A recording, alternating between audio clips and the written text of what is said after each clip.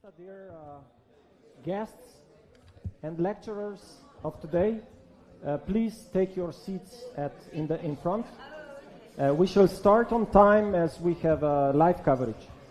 Se pravi, začeli bomo ob uri, kot je bilo napovedano, ker imamo prenos v živo.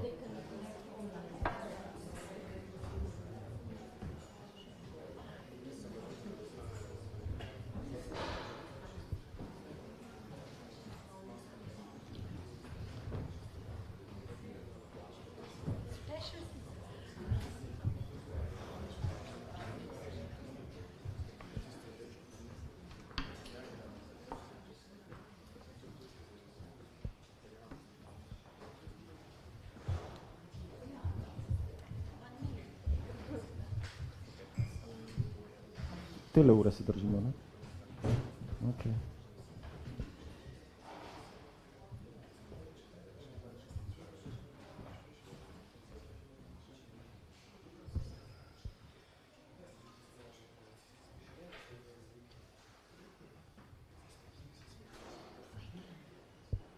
Ja, menda moram kaj povedati. Dobro, predno uradno začnemo, oziroma tisto, kar se bo videlo potem v samem prenosu, lahko da je tudi prenos se že začel, ampak bom potem vsem uradno najavo naredil. Dogodek bo potekal mešano. So this event shall have a bilingual structure, a part of it in Slovenian, a part of it in English. Predvidevam, da večina gostov slovenskih razume tudi angleščino, pa vendarle gre za dogodek, ki je uraden, zelo pomembno gojiti, seveda tudi naš slovenski jezik, nekako pa poskrbeti tudi za vključenost vseh. Pravi, nismo natrdno razdelili, kdaj bo v angleščini, kdaj bo v slovenščini. V samem uvodnem pozdravu, kjer imamo več slovenskih gostov, bo verjetno prevladovala slovenščina, potem v drugem delu bolj angleščina, kar pa ne pomeni, da morda ne bom kje pri kom naredil kakšnega čist kratkega povzetka, ne zato, da bi izpadel pameten, ampak preprosto zato, da bodo tudi gostje naši angleški imeli občutek, o čem je bila beseda. Tako da, če bi rad še kdo kaj vprašal, zdaj le je še čas, čez pol minute pa ne bo več. Najbrž ne. Moja ura že kaže, da lahko začnemo, tako da čez nekaj sekund pravzaprav bi potem res začeli.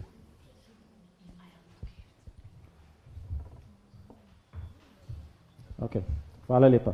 Moje ime je Gregor Cuzak, danes sem vaš moderator in tukaj smo na dogodku, ki označuje pričetek delovanja Centra tehnologije celičnih in genskih terapij, pomembnega mejnika v razvoju ne samo Kemijskega inštituta, ampak slovenske znanosti. Še večji pomen pa ima sam Center za razvoj medicine in dobrobiti pacientov. Pravzaprav v samem štartu delovanja, v samem pričetku prizadevanja za to, da pride do tega začetka tega projekta, je bila vodilna misel, predvidevam, tista, kar nas povezuje, recimo nas, jaz delam tudi kot zastopnik pacientov in marsikdo tukaj le še v občinstvu in tudi vseh raziskovalcev in ljudi, ki delate v farmaciji ali pa v zdravstvu, v medicini, ste zdravniki, to, kako pravzaprav koristiti pacientom v tej novi dobi, ki je pred nami in to dobi, ki nam odpira številne nove možnosti. So, dear ladies and gentlemen, my name is Gregor Cuzak.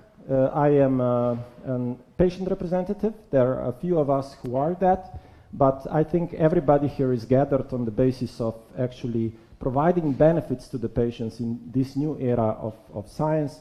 This is an important milestone for the Chemical Institute, but not just for Chemical Institute, also for the wider community, for Slovenia, for research institutions, and not just Slovenia, but also Europe as a wider whole, including the partners within the project who are the building blocks of this project. So without further ado, I would like to invite the first welcome speech from Professor Dr. Gregor Anderluh, the director of the National Institute of Chemistry.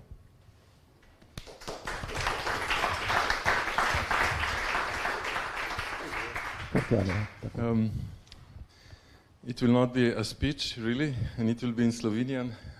Drage dame in gospodje, spoštovani cenjeni gosti, predstavniki ministrstva, predstavniki akademskih inštitutov, predstavniki farmacevtske industrije. Izjemno smo veseli in ponosni, da lahko danes štartamo na tak način ta izjemen projekt, ki smo ga uspeli z našimi raziskovalci tu na Kemijskem inštitutu in s pomočjo zunanjih sodelavcev dobiti v okviru evropskega financiranja. Kot je bilo že omenjeno, to je izjemen korak, ne samo za Kemijski inštitut, ampak tudi širše in to bi vam radi danes tukaj predstavili.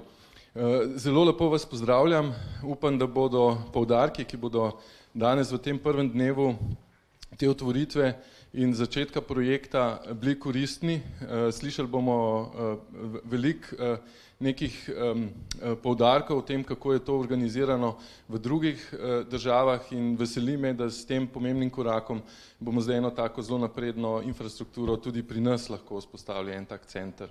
S tem centrom se Kemijski inštitut premika iz tistih osnovnih raziskav bliže uporabi.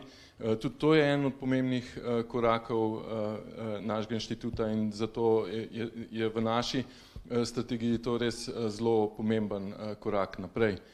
Ne moram in tega, da se ne bi zahvalil vsem upletenim kot direktor inštituta, v prvi vrsti predvsem profesorju Jerali in njegovi ekipi, ki je poskrbela za to izjemno prijavo, ki smo jo na inštitutu pripravili s pomočjo projektne pisarne, ki jo je vodila takrat dr. Barbara Tišler, s pomočjo kolegic in kolegov tudi na ministrstvu za visoko šolstvo, izobraževanje in šport, še takrat gospod Tanjo Vertel bi izpostavil tukaj, ki je zelo veliko pomagala pri prijavi. Sedaj pa seveda v naslednjem koraku pa tudi dr. Mojci Benčina, ki je pa stopila zdaj v tiste velike čevlje, ja, in bo zdaj ves projekt vodila in koordinirala. Tako da s temi, seveda tudi ta širša skupnost, ki nas je podprla, zdravnike, tukaj iz Ljubljane, skupnosti pacientov, mednarodne partnerje, to je res velik projekt, ki ga sami ne bi zmogli, in tukaj je res to nek tak, zdaj se ekosistem izoblikuje okoli tega in to upamo, da se bo tudi v prihodnje nadaljevalo na podoben način. Uživajte v današnjem dnevu, uživajte v predstavitvah in upam, da bo to seveda čez 5 let, ko bo nova stavba, ko bodo novi projekti, ko bo že kakšen rezultat, da se bomo tudi v podobnem miljeju še srečali. Hvala lepa.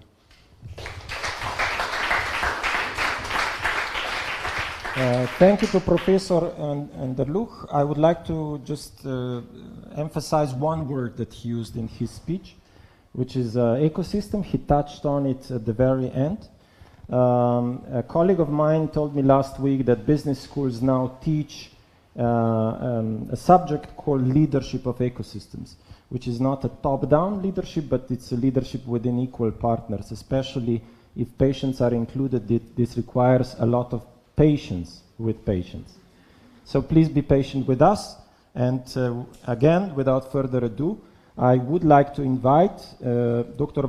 Valentina Prevolnik Rupel, državna sekretarka. Najavljam dr. Valentino Prevolnik Rupel, državno sekretarko na Ministrstvu za zdravje. Valentina, prosim. Ja, najlepša hvala vsem za besedo, hvala za vabilo. Spoštovani, dear ladies and gentlemen, I'll talk in Slovene as well. Dovolite mi, da najprej izrazim res iskrene čestitke k temu izjemnemu uspehu cele ekipe Kemijskega inštituta za pridobitev tega res velikega projekta iz programa Obzorje. Gre seveda za pomemben razvojni projekt, ki je plod znanstvene odličnosti in inovacij ter sodelovanja med številnimi strokovnjaki.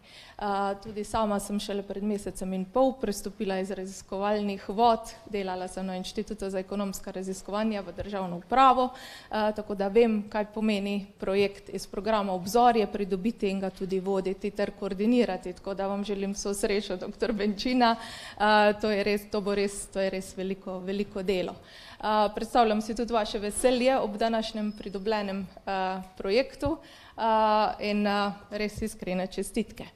V Centru odličnosti za tehnologijo genske in celične terapije bo potekal razvoj najsodobnejših in personaliziranih metod zdravljenja. Ta bo vključeval pripravo proizvodov genske in celične terapije za zdravljenje in njihov prenos v klinične raziskave. Tudi za ministrstvo za zdravje je to vrsten razvoj ključnega pomena, saj le na tak način lahko oblikujemo modern, na pacienta osredotočen zdravstveni sistem.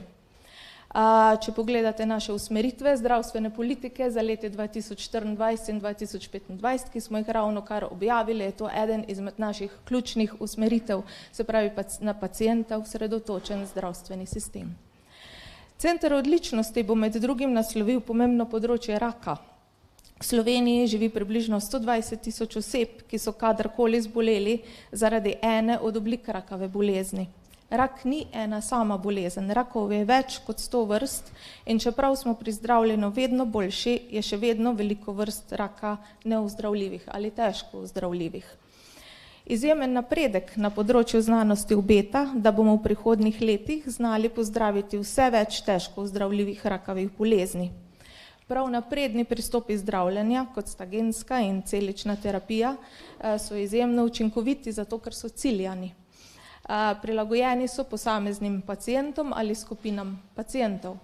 V centru odličnosti je individualni pristop do vsakega pacienta središčna točka pri razvoju novih terapij. V centru odličnosti pa se ne bodo posvetili samo področju raka, ampak tudi drugemu področju, ki bo s pomočjo genske in celične terapije lahko učinkoviteje obravnavano. To je področje redkih bolezni, kjer bo glavna pozornost namenjena tehnologiji za pripravo naprednih zdravil za zdravljenje genskih bolezni, za katere še nimamo učinkovitih zdravil. Namen je seveda premostiti vrzel pri prenosu tehnologij iz predkliničnega testiranja v klinično fazo. Napredne tehnologije zdravljenja bodo v prihodnje lahko zdravile številne bolezni, ki imajo vzrok v genskem zapisu bolnikov. Center odličnosti bo prispeval k več kliničnim raziskavam in bo za slovenske paciente pomenil tudi boljšo dostopnost do najnovejših metod zdravljenja. To bo stičišče vrhunskih domačih in tujih strokovnjakov iz različnih disciplin, pacientov in njihovih organizacij. Torej še enkrat na koncu hvala vsem predanim in odličnim znanstvenikom, strokovnjakom, ki sodelujete v projektu. Prepričana sem, da bo zaradi raziskav v tem centru za številne paciente vzklilo novo upanje za uspešno zdravljenje njihovih težkih bolezni. Čestitke.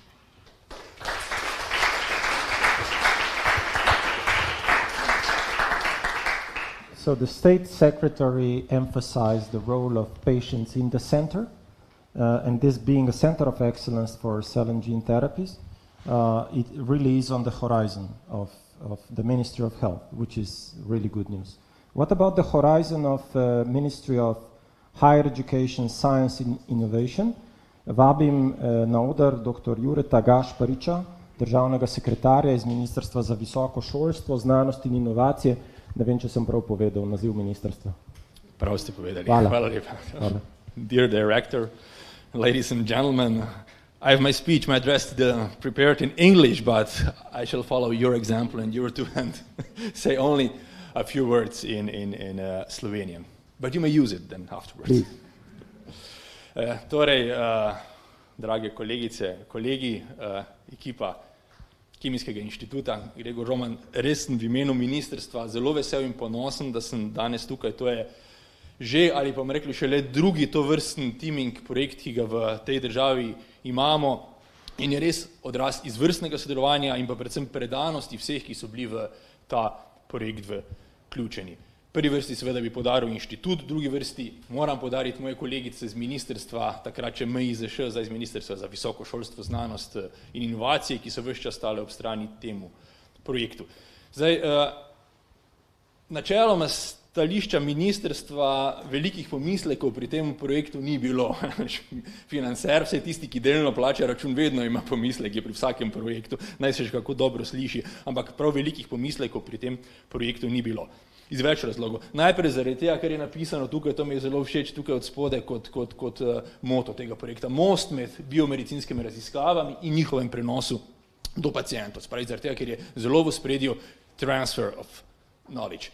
V drugi strani tudi zaradi tega, ker gre za teaming inštrument, ki ga lahko s komplementarnimi viri financiranja izvrstno izkoristimo za to, da uresničujemo to, kar smo zapisali v vse naše strategije, v strategijo pametne specializacije, v strategijo raziskovalno-inovacijsko strategijo, v nacionalni načrt razvoja raziskovalnih infrastruktur. Se pravi, z združenimi močmi, z evropskimi in nacionalnimi viri lahko le dosežemo take prebojne rezultate. Država bo tukaj zagotavljala izgradnjo in nakup visokotehnološke specializirane opreme, ostale stroške pa obzorje Evropa. Tako da še enkrat res smo veseli in ponosni in komaj čakamo, da bo projekt ugledal sadove, predvsem pa še enkrat in upam, da ne prevečkrat, čestitke in predvsem uspešno vsem sodelujočim. Hvala.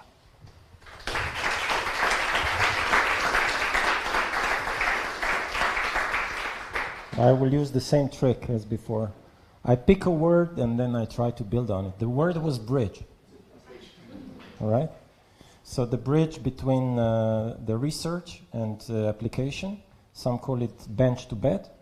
So it's really super important for us, patients, that what is discovered in the vials, on the bench, in the research really comes to the actual lives of patients, to the bed, where it's treated via doctors, and of course the whole approval process, clinical trials and everything.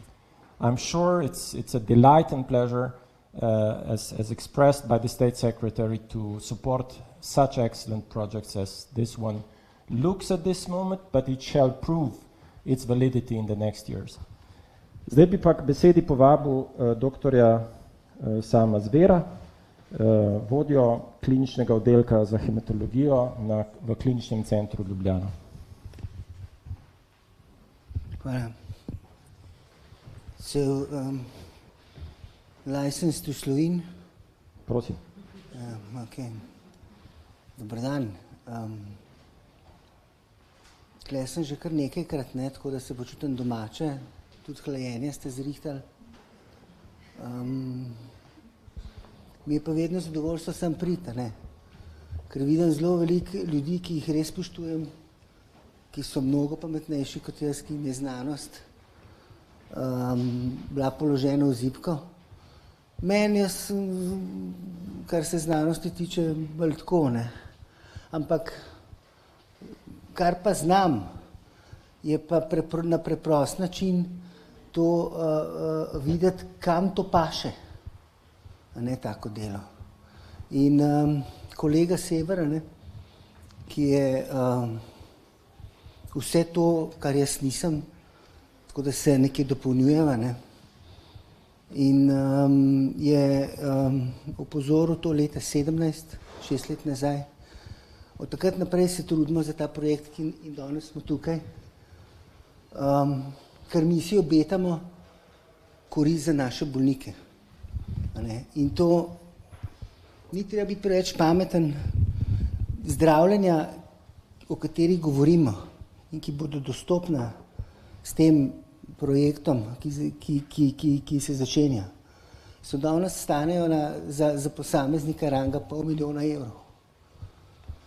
Mi imamo bolezni kakor čte in za vsako tako bolezen lahko najdemo 30 do 40 ljudi. Pa si izračunajte 10-krat, 30 do 40-krat $500 000, pa pridemo na 200 milijonov brez večjih težav. Kdo bo to plačal? Ne vem. Zaenkrat nam grejo zdravila super, po zaslugi nekaterih posameznikov. V Sloveniji imamo vse in še več. Ampak temu ne bo tako moglo, temu ne bo šlo tako naprej. In z znanjem, ki ga goji Kemijski inštitut s profesorjem Miralo na čelu, pa Gregorjem, si obetamo, da bomo lahko za ceno enega zdravili 3 bolnike. Naši izračuni kažejo v to smer. Kar pa pomeni, da bomo lahko našim ljudem ponudili zdravljenja, o katerih lahko sanjajo tudi v razvitih državah. Smo blizu začetne realizacije na enem drugem polju. Prihodnost je pa to, kar govorimo danes. In da ne bom predolg, ker vedno se potem zagovorim, sem daljši kot vsi ostali, naj povem, da je danes tudi za nas to ogromen dan in da vidimo cilj pred sabo, ki se mu reče ponuditi neko povsem novo kompetentno storitev za naše državljane. In ne samo to, glede na to, kako smo zastavljeni, verjamem, da bomo postali regijski center za zdravljenje, za to vrstno zdravljenje. In bi se zahvalil vsem kolegom, s katerimi sodelujemo, v prvi vrsti vama, tudi Inštitutu za mikrobiologijo, Medicinski fakulteti, Kliničnemu centru, Ministrstvu za zdravje, kjer imamo zadnje čase podporo in stvari grejo v pravo smer in ne moramo ne uspeti. Hvala. Lahko še trenutek, eno vprašanje vam bom jaz postavil, pa bom potem v angleščini komentiral.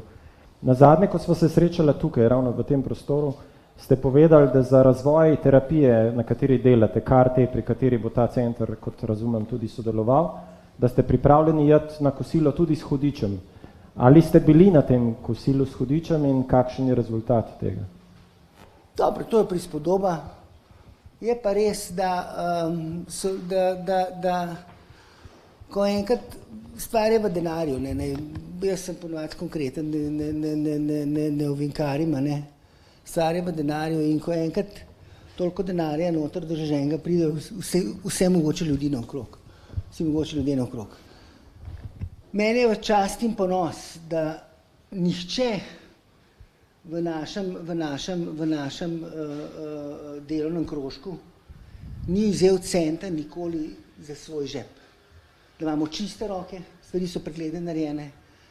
In je pa tako, če hočeš napredovati, pa dobiti neke stvari, ki jih rabiš, sem se naučil pogovarjati se tudi z nekom, ki se 5 let prej ne bi pogovarjal nikoli nikdar.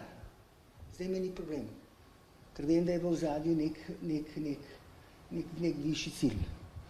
In mislim, da je to tudi prav način, ker ne nazadnje pa lahko nekoga, ki živimo namreč v svetu, kjer je denar glavna paradigma sveta vladar, vedno bolj, kar ni prav.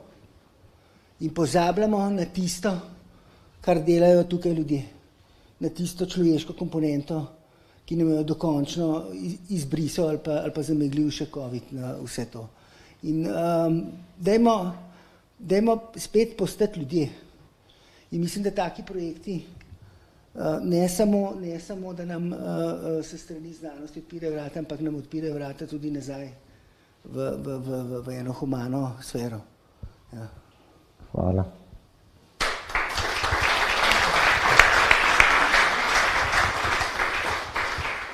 To summarize really briefly, Dr. Zver mentioned that the therapies that are to be developed here in today's world cost an immense amount of money, and there is a plethora of those diseases that need to be healed, and this would require an immense amount of money that is not readily available if we project forward. Now, with goodwill and a lot of humanity, transparency, which he has shown in the project that he is leading, I questioned him about whether he would be willing to meet the devil at lunch, which was his metaphor that he used. And he confirmed, and we see that he's progressing wonderfully on the CAR-T therapy. And it's my admiration of many people for what you are doing. Thank you very much also for the answer. Naslednji, če se ne motim, bo posnet, oziroma se javi preko telekonference. Ali je tu? Kolikor vem, bi mogel priti z avionom, pa lahko da avion zamuja. Okay. Ni ga še. So I shall still ask if Dr. Doru Leonard Irimie. Are you here? I was asking whether you are here to connect via teleconference. So this is very immersive. Very immersive. Nice to meet you. Here is your microphone. Please introduce yourself and step on the floor. Thank you very much. Thank you very much for the invitation. Compared to the previous speakers, I do not have the luxury of speaking in Slovenia today, so I prepared for an English speech that I will continue like this. I also noticed that we are well ahead of time compared to the agenda, but I will definitely not speak for 35 minutes because I will have a like 35 minutes presentation tomorrow in the morning, when I will speak in depth about project implementation and reporting and expectation on behalf of the European Commission and the Research Executive Agency. I would nevertheless like to point out a very few important things now.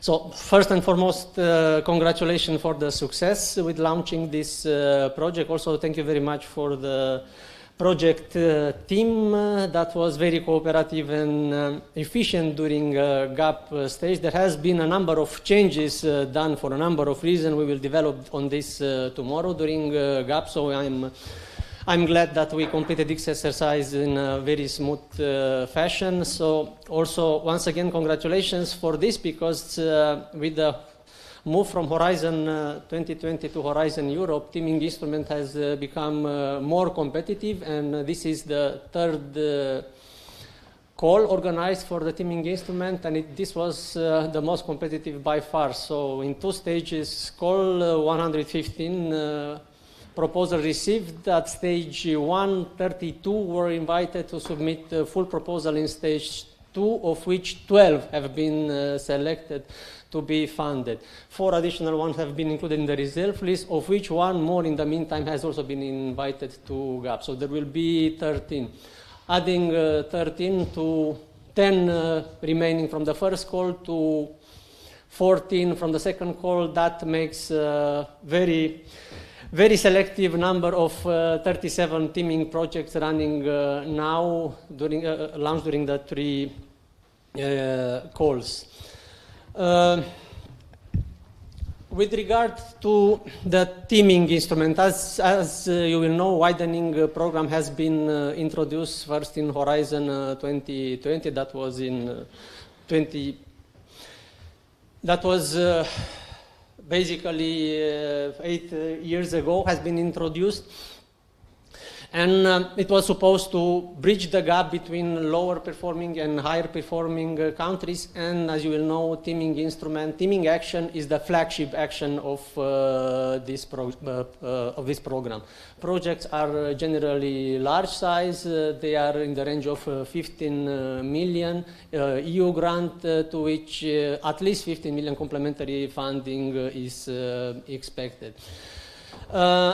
Even though it is a widening program, scientific excellence is still main expectation, but I would like to emphasize a few more specific aspects of the characteristic for the teaming projects that have been looked at very closely by the expert evaluators at the evaluation stage, and will be looked at by the expert reviewers at each of the 4 reviews that we will most likely have on site in Ljubljana. First is complementary funding, and I'm looking at the Ministry of Science and Education here, which has written a very detailed and very legally binding commitment letter in the proposal.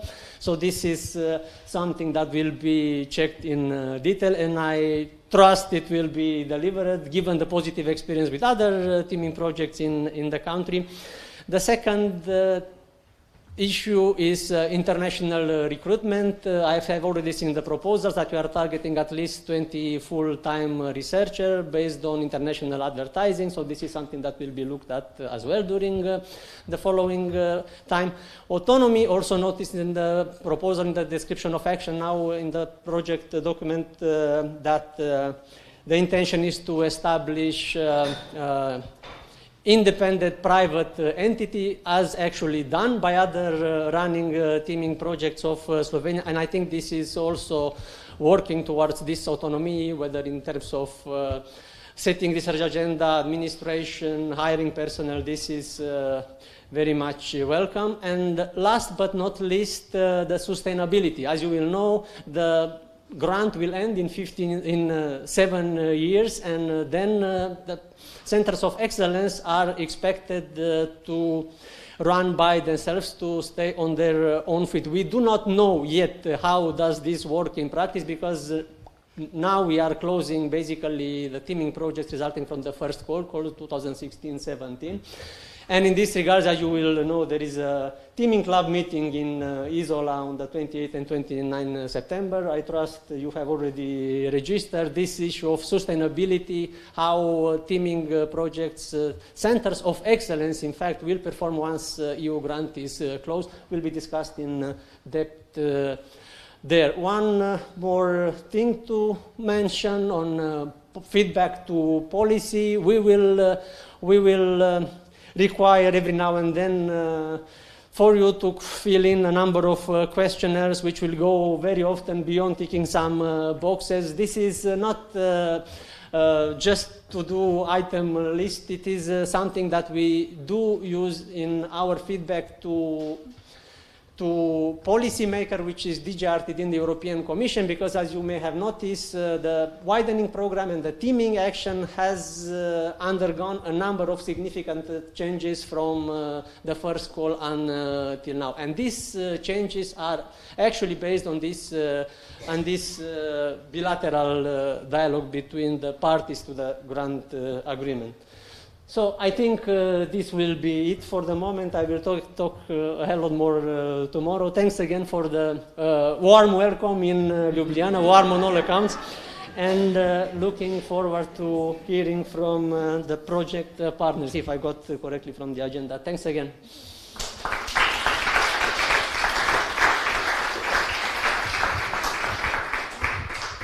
I mean, sometimes this space is referred to, at least in my projection, as the Slovenian equivalent of what is in Finland called the Finnish sauna. But it's better now. Professor Zver actually mentioned that it's better, the window is open, so you are also free to take your jacket off. Thank you very much for very kind words. Mislim, da zelo veliko povzemati ne rabim, bom pa vseeno eno anekdoto povedal. V Romuniji, mislim, da je gospod iz Romunije, če se ne motim, pa se opravičujem, če ni, sem kolegico vprašal, kako vidi Slovence, ne, pa je res lepo povedala. Je rekla, vi ste eksperti zaprti v take male škatlice. Skratka, za nas je izziv sodelovanja. Mislim, da je tukaj lepo povedano, da pravzaprav po teh 7 letih mora center najti stik z še različnimi javnostmi, ki bodo omogočile preživetje. Without, again, to wait for the time, because we are half an hour actually too early. We shall continue with the next part, because there should be this natural flow. I would say nothing wrong with actually finishing with the opening remarks early. This leaves us more time for the presentations, perhaps also a little bit of discussion later on. With that, are there any questions, kakšno vprašanja do te točke? Ne? Dobro. So, we shall start with the partners in the project. The first one to present is Professor Dr. Roman Jerala. So he's the head of the Department of Synthetic Biology and Immunology at the National Institute of Chemistry. Professor Jerala, beseda je vaša.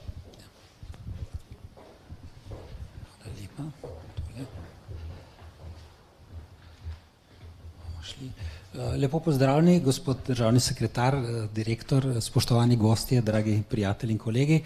So I would like to present some events that came to the establishment of this center and what was the motivation for this center.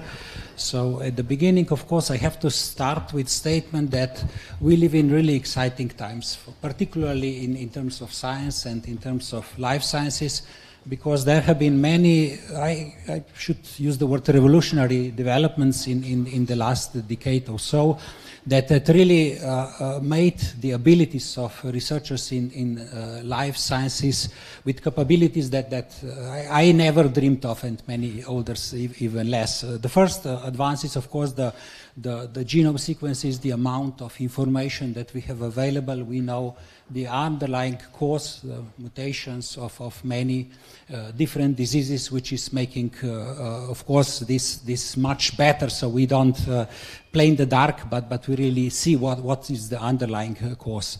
In addition to those tools that enabled the genome information, we have the tools now to modify this information, to edit the genome, to repair the underlying cause of many diseases with CRISPR and similar tools. Also, in terms of understanding the mechanisms, now structural biologies enabled us to have hundreds of thousands of structures, of proteins, which are really the driving workhorses of living systems, but even more the application of machine learning to protein structure prediction that only a couple of years old really made huge leap forward, because now we have structures or reliable models of hundreds of millions of proteins, even more. Now we have the tools to modify, to design new proteins, those that have not been really found in nature, and that have some very, I would say, exciting potentials for therapies, and that's also one of the fields that we're active. All those tools and combined with many others are then used in synthetic biology, which is also a new discipline, I would say, a couple of decades old, that is enabling to introduce engineering principles into the biological systems. And now the reason for this project is that we can use those tools to translate them into the personalized medicine. One example, or not example, one field is, of course, to treat the underlying causes of disease with gene therapy, gene replacement, genome editing, and the second one is to use cells, engineered cells that act as a living medicine, and those are really more and more applied for therapy, and they are really the target of this call.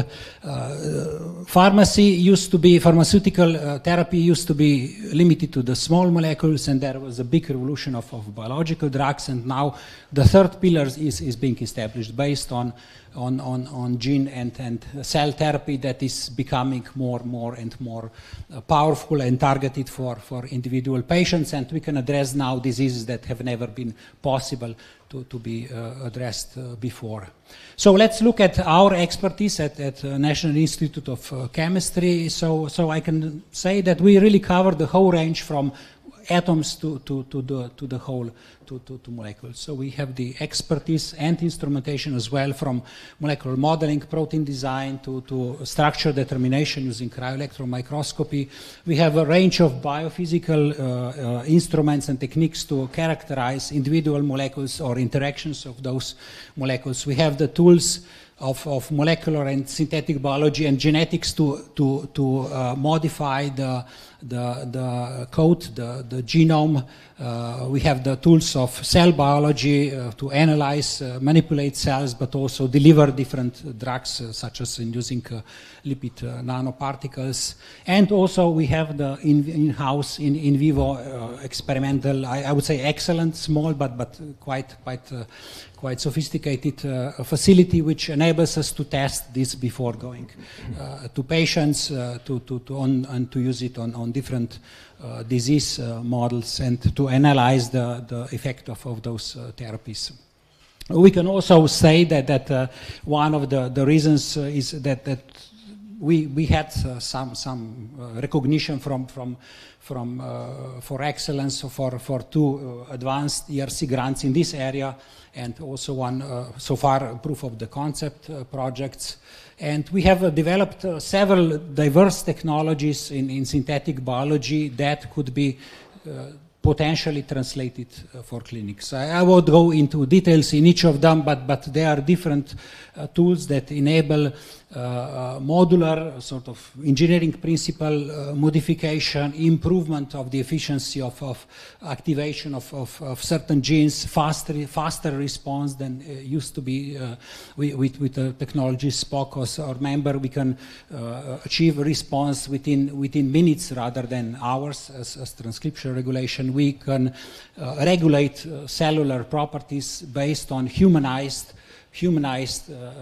proteins that are regulated by clinically approved drugs, which then avoid the problems of any potential immunogenicity. We also engineered modification improvement of CRISPR technology that enables us now to better, to have higher efficiency of genome disruption or targeted insertion. So in the area, two main areas of our interest, as you heard already, are cancer immunotherapy. So the one where we are collaborating particularly with Professor Zver and Professor Sever at Department of Hematology. We want to implement our tools or new tools into the improvement of cancer cell therapy based on CAR T cells, to improve the efficiency and safety of therapy, to increase the indication for different types of cancer, and to introduce non-viral, more targeted introduction into the cell genome in order to have more efficient types of therapies. In the area of gene therapy, this really started off with engagement with Professor Osredkar, who I'm happy to be here, and Špela, who really encouraged us to delve into this area. So we're using the CTNNB1 syndrome as a case study to develop new types of therapies for this particular, but also for other types of gene therapy. So this is the consortium that has been organized around the CCNNB1 Foundation, aimed to prepare a replacement gene, but also other alternative types of therapies that we're now testing, and also it involves consultations with ENA and manufacturers to prepare and develop drugs, potential drugs for clinical trials. So those are the two main reasons. The third main reason for this project is really that we realize that what is really required is this triangle of collaboration between basic biomedical researchers, between clinicians, and between the interest of patients and patients' organization. Without having the complete circle, I think it's very difficult to build with. And since we had really based on our long collaboration with clinicians, and recently also with patient organizations, we realized that we should make a step forward if we really want to go towards translations to the clinic. And we realized that what's missing is an organization, an institution that could translate those reagents into the clinical trial. So the organization that could prepare clinical grade GMP drugs for clinical trials, because that's one of the most complicated and expensive steps, and that would be impossible to do on our own as we started. So we realized that we should do something about, and rather to wait from the lotto to win, we decided that we should try to find out where are the possible sources, and we identified this teaming action as the only possibility to really get funding for this type of institution. So I'll briefly just review the last part of my presentation, how this started. So it really started basically slightly more than 2 years ago, in May 2021, when the concept was really crystallized that we should apply for this project. And then at this step, Professor Jure, who unfortunately cannot be today with us, then proposed the collaboration with UCL, which is already proving to be extremely fruitful.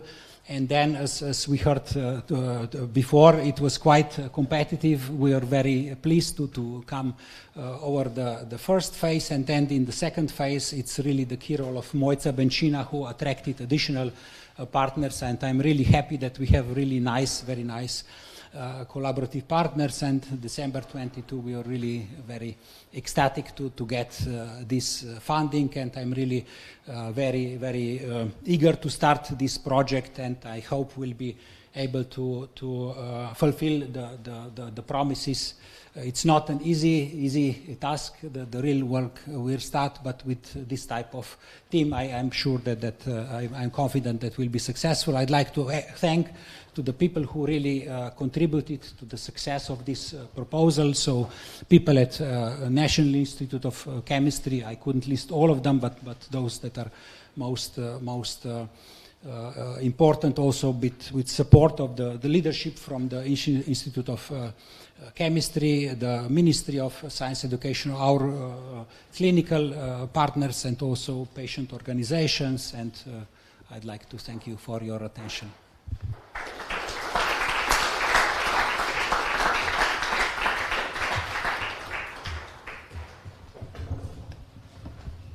Dr. Zver, thank you very much.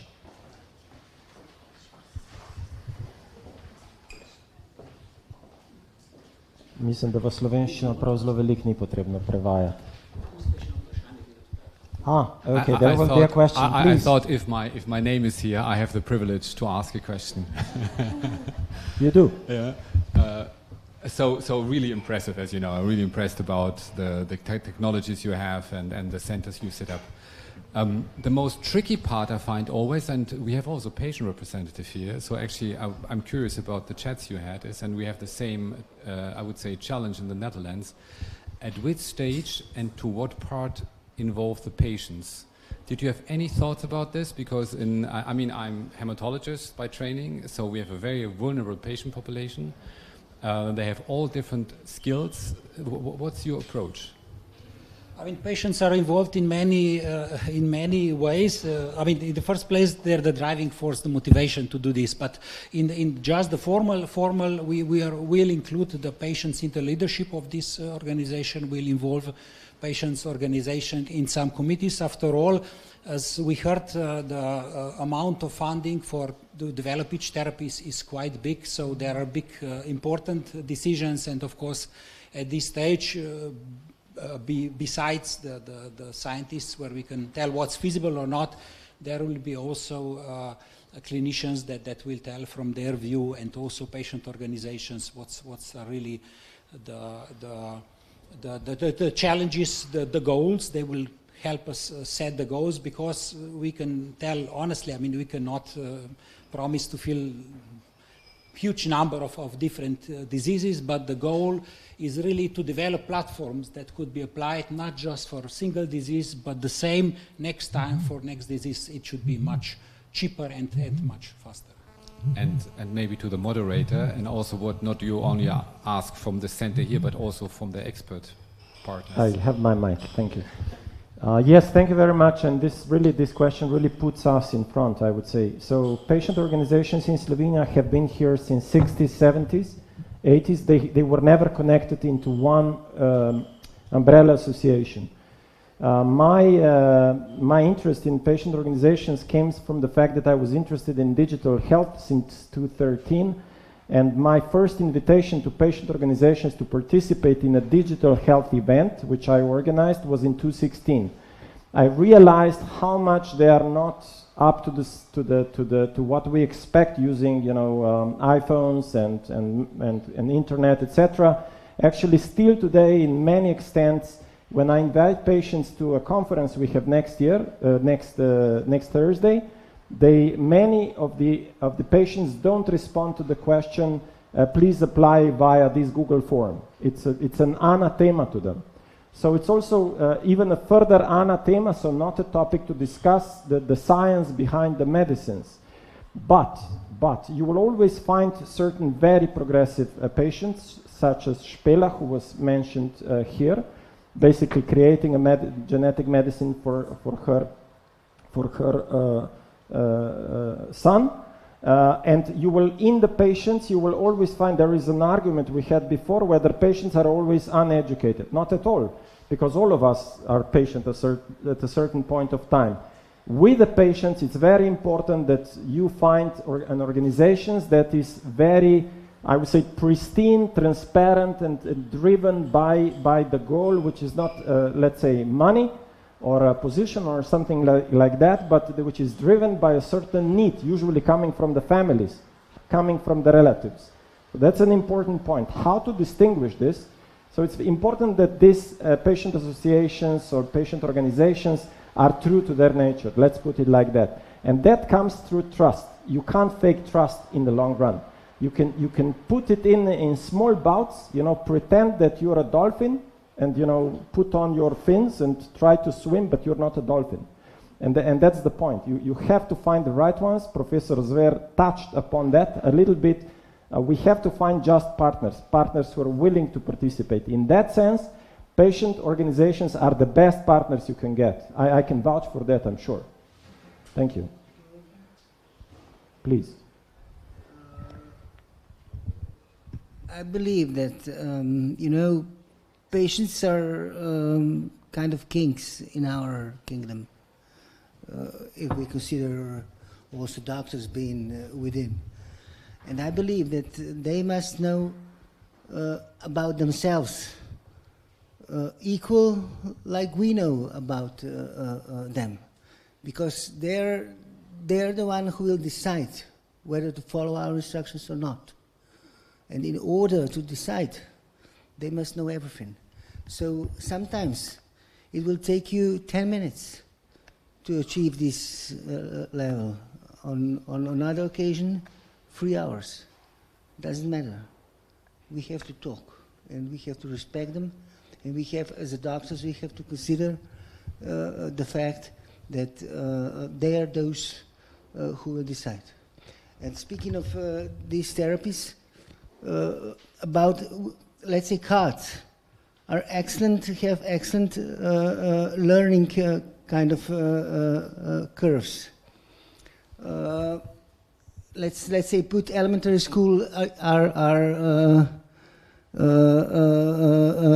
cards produced by big pharma. Then you have such Miltenis cards. These are kind of gymnasium. What Roman will do is medical faculty cards with academical, pure academical note. So it's an uprising learning curve from big pharma cards to products Chemical Institute will deliver. Okay, I suggest we continue. Predlagam, da nadaljujemo. Dr. Mojca Benčina, v marsičem že danes omenjena kot ena od glavnih pogonov pravzaprav tega projekta. Veseli me, da lahko predam besedo. Mojca, prosim. Okay, thank you for the introduction, and thank you for you all coming here and celebrate the start of the very hard task, which is actually ahead of us. So, as you're probably aware, and I am aware even more, it will not be easy. There are several reasons why, but nevertheless, we can start with the first part. What is actually the mission of the center? We have to be clear that the mission of the center is to develop gene and cell therapy. That's the mission. I mean, the technologies for that. And that's for targeting neurological disease and immunotherapy of the cancer. But we have to also to prepare these innovative medicines for use in clinics in Slovenia. So that's the mission of the center. But of course, I mean, the goal is to provide Slovenian patients and clinicians with this access. So with the access to modern, effective treatment with the increased their availability. That means they should be cheaper as it is at the moment. So that's the main goal of the center. And of course, that's not only goal of the center. I mean, we can in a line when we are going to that goal at the end, we can also benefit on other parts, and the other parts are to development of new technologies, which will not be only for our Slovenian patients, but it will be available for all the patients in the world. And of course, bringing biomedicine research directly to the patients and training the researchers as well. I mean, that's also an important part, to train our young, new coming researchers to the field of a new era of developing of the drugs, because this is the era which will really expand and require more and more knowledge. So that's also important part. Encouraging the creation of biotech startups. If you will be listening to the talk of our advanced partners, they will really stress that that's something which we need to consider as well, and of course, which we are already doing, bring the researchers, clinicians, and the patients together, so that we really go into the direction of the common needs. So what it will be of the organization, because it's important. The founder of the center, it's National Institute of Chemistry, but all will be development and functionalizing the center will be bringing together with our advanced partners, and it needs to be mentioned them several times, because we can't do this development without them, because they have a vast knowledge of their developing of the centers, and they will really try to persuade us that we don't teach, that we don't learn on our mistakes, but that they are actually learning without the mistakes they made before. So they are really crucial for us. And that's the University College of London, then the Center Charité Hospital from Berlin, University Hospital Berlin, Utrecht University Medical Center, and Technical University of Technology from Dresden. So what are, we've already heard what we have. We've got money for that, so thank you for EU and also for our government. And there are 15 million euros provided by the two agencies, English and EU, and there are mainly funds for the working staff, so the employment, and then the 15 million from the cohesion funds from our government, so to really build up the center and equip the center to really do the work. Where it will be stationed next to the National Institute of Chemistry, and will provide working space, the labs, equipment, and of course the knowledge. So that's something which is important. And probably all are you asking what's the timeline. We already started with the planning and documentation in 2023, so we are doing this now, and the head of the institute can confirm that we are really busy on that. And then if everything goes according to the plan, and we hope that it will go, we will have operational labs in 2027. That's a task we put. At the same time, employment and equipment, we will building up this as it goes with the development. So what we are going to do, the task and the role of the center will be to go on the basic and applied research, so to develop this kind of technologies for rare disease and cancer therapies to preclinical phase. And for the clinical phase, we will be working with hands in hands with advanced partners and of course with the clinicians, so that the clinician will take this last part together, because there the patients are involved, so we are not really entitled to do that. So for the end, what will be the benefits, because that's important. The benefits will be scientific, so we'll be learning during this course, and we'll also develop new technologies. Then there is a benefit of health for the patients, so we will be providing new technologies, easier accessible technologies, but there are also economical benefits for not only for Slovenia, but also to the closer region, and social benefits. At the end, we are actually going to a new direction, so with the gene therapies and immunotherapies, so it's important that also the wider audience really understand what we want to achieve, and also in this endeavor also help us. So it's important that we all work together towards the common goal to get to the best, let's say, transfer and translation of knowledge to end product, so to get the patients benefit of that. So with this, I would like to thank you and give the word to the next speaker.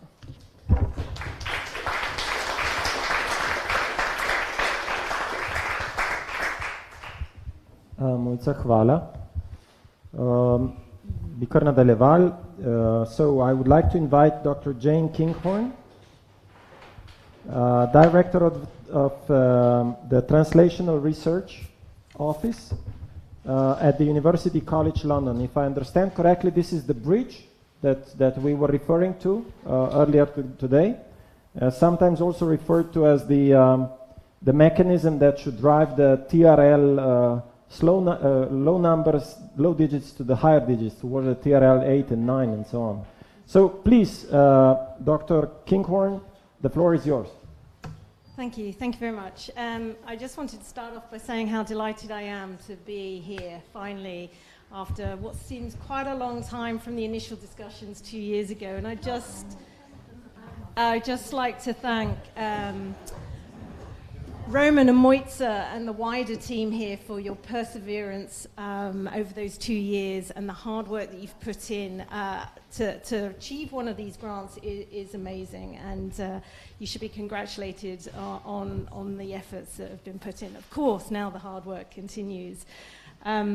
I also wanted to thank you for your patience, for bearing with University College London as a partner, because sometimes it seemed we would never get here because the UK is not necessarily everyone's favourite cup of tea, but I'm delighted that our government pulled through and gave us the funding for this project. So it's a really exciting opportunity, and UCL, I just put this slide up just to say we are a large, comprehensive university, very extensive, over 11,000 staff, 16,000 staff. So of that, over 3,000 are academics in the life medical science area, with over 6,000 postgraduate researchers. So it's a big effort, and we have a lot of academics to work with. And in particular in this space, there's something like over 250 academics working in cell and gene therapies. So we've heard a lot about the ecosystem. We're very fortunate. Our ethos is to put the patient first, and so we've developed long-standing relationships with a number of hospital partners. I think there's about 9 in our wider community, and I've picked out 3 here.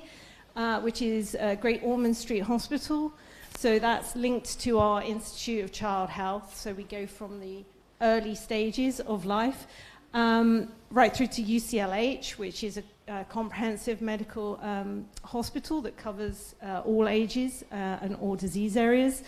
And then Moorfields Eye Hospital, very focused, as it says in the title, on eyes and eye disease. The ecosystem. This is really, really important. The philosophy at UCL about putting the patient first, it really resonated with Roman's vision around what he wanted to achieve here and the setup. But what's really important is really understanding your local and your national ecosystem, from your hospital's clinicians, from who's really investing in you, from funders, equally from the national funders, international funders, charities, also investors like the VC community. Understanding your local environment, that's important for us in London, that we're addressing local needs and our local population of over 6 million patients. But also the links to government and the understanding of policy and what that can really do. You really have to pay attention to that early on. Work together, really understand how they can support your motivation and how you can support theirs. So this is where our philosophy of health and wealth really helps in that. And the UK government has really invested heavily in cell and gene therapies. We have the cell and gene therapy catapult, which is aiding spin-out companies to really address that, one of the first hurdles in manufacturing. They've invested heavily, the MRC and LifeArc have invested heavily in manufacturing capabilities for the excuse me, the academic base. So that sort of influencing that policy is really important. You've done a great job already in terms of convincing the government here to invest, and I think that's a terrific ambition that you've brought into. Industry, really important partners.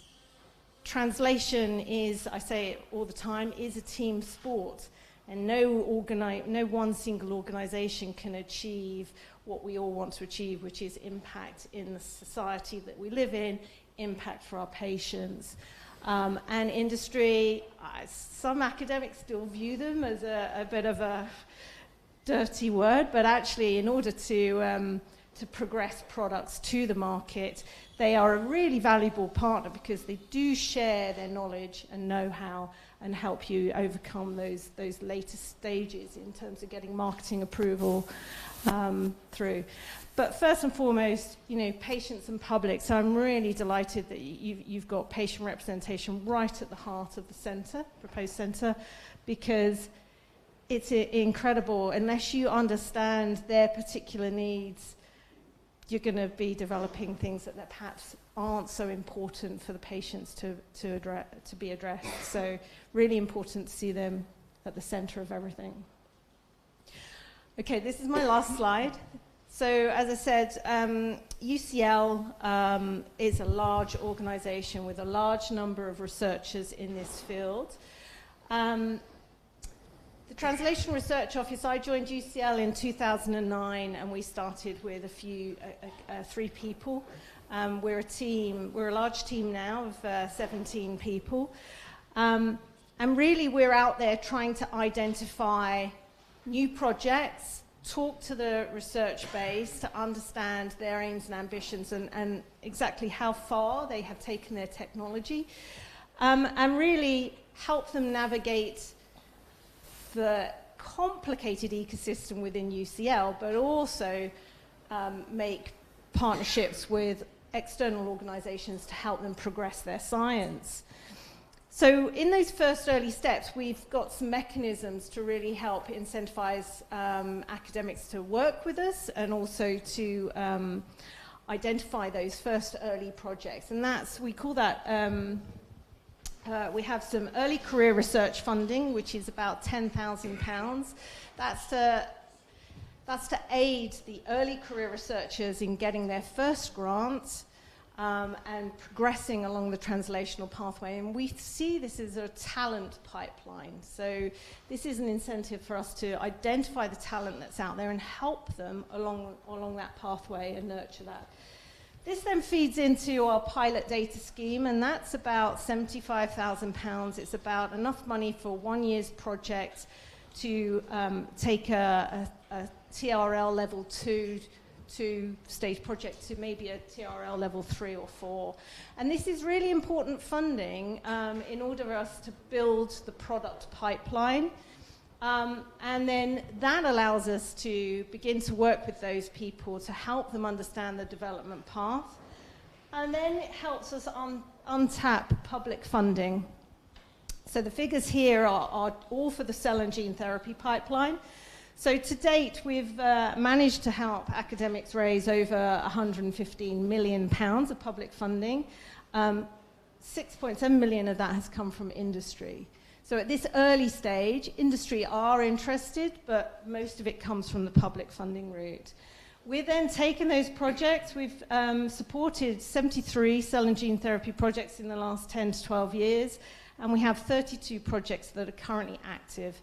And it's about 50% in the preclinical stage and 50% of those 32 projects in the clinical phase. We work hand in hand with our tech transfer office. So we do not do IP protection. This is UCL Business's area, but we advise on IP very early on. So we have a whole host of translational education programs here at this early stage so they understand some of the hurdles that they're going to face. We don't want to put them off, so we try and introduce them to that gently. But it's really important that you know where you want to go and some of the hurdles that you're going to face, so you make the right choices early on. So, how's this pipeline developed over the last 14 years? So we currently have 14 spin-outs in the cell and gene therapy area. Some of them are listed here on the right-hand side. We've licensed, you shouldn't forget the opportunity to license your technology to an industry partner.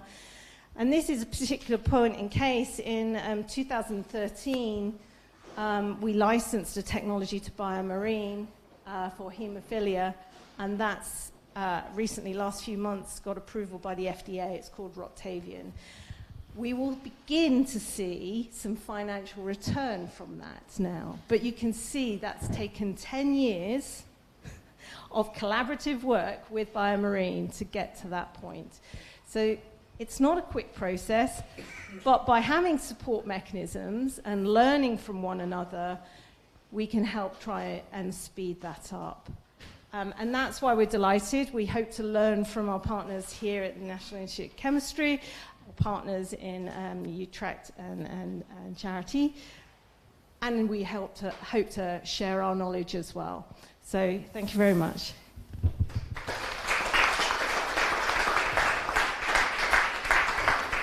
I have a question. So the cycle that you have shown us, basically the progression of ideas going onwards to projects, finally becoming spin-offs. How is this in terms of sustainability? Do you see sustainability on the horizon? Where are you in that regard? So as I said, when you're taking projects from a very early stage, it takes a lengthy time before they get marketing approval and begin to be sold. Yeah. In the deal making that our partners in UCL Business do, they obviously build in stage gates for money to return back to UCL, and there's different ways you can do that, but essentially you can build it as a milestone. The first time you get clinical trial approval, potentially there might be a milestone stage gate there where some money returns. So in terms of UCL, we have invention revenue share agreement. So some goes back to the inventors, some goes back to the inventors' departments, and some goes back to the university as a whole. Right. So there's different models, but it takes time. Understand. Kakšno vprašanje, some questions? Discussion, please. I may one. Yeah, please do so. So you mentioned in the beginning you're really searching, sort of like looking for truffles, what are the precious things. And I think many of us are researchers and know that also editors for many journals don't realize that we have treasures, yeah, because they reject our paper at whatever level. Yeah. The question is, how do you build up your team that they really are able to detect the treasures? Yeah, that's so it's a good question.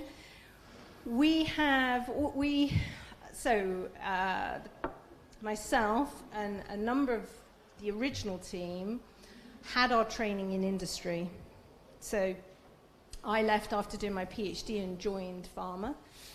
And during that 16-year period, I understood what it was what to look for and questions to consider in terms of what makes a good target, how do you validate that target, how do you progress it through the various stages, preclinical, regulatory, into the clinic, etc. And you get an understanding of those generic questions that you need to address for a development, whether it's a small molecule, an antibody, or a cell and gene therapy. So what we're looking for in a person to come into the team, first and foremost, is an understanding of that kind of applied knowledge and how they would advise academics. Secondly, they have to be able to communicate. It's quite a tricky thing, conveying some alien concepts sometimes to the academics. So communication skills really, really important.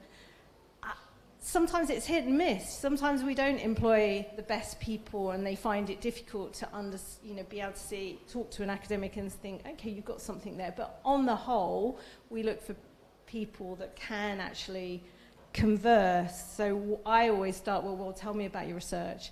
And then I get them to talk about their research, and then you can pick out some things that we think, well, that's a little bit nearer a translational path. So let's start on that in a little bit more detail.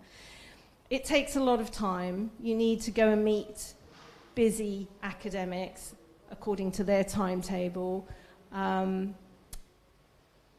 It takes time. And meanwhile, we have projects which they need to serve as well. So it's quite a difficult balancing act. But yeah, it's one we have to tread. Only a short question from me, it's possible?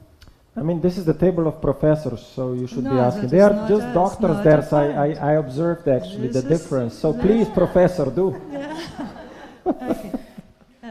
Also in line with the question about treasures, mostly it is the situation that we learn during the development phase many uncertainties, to solve or to detect and to solve.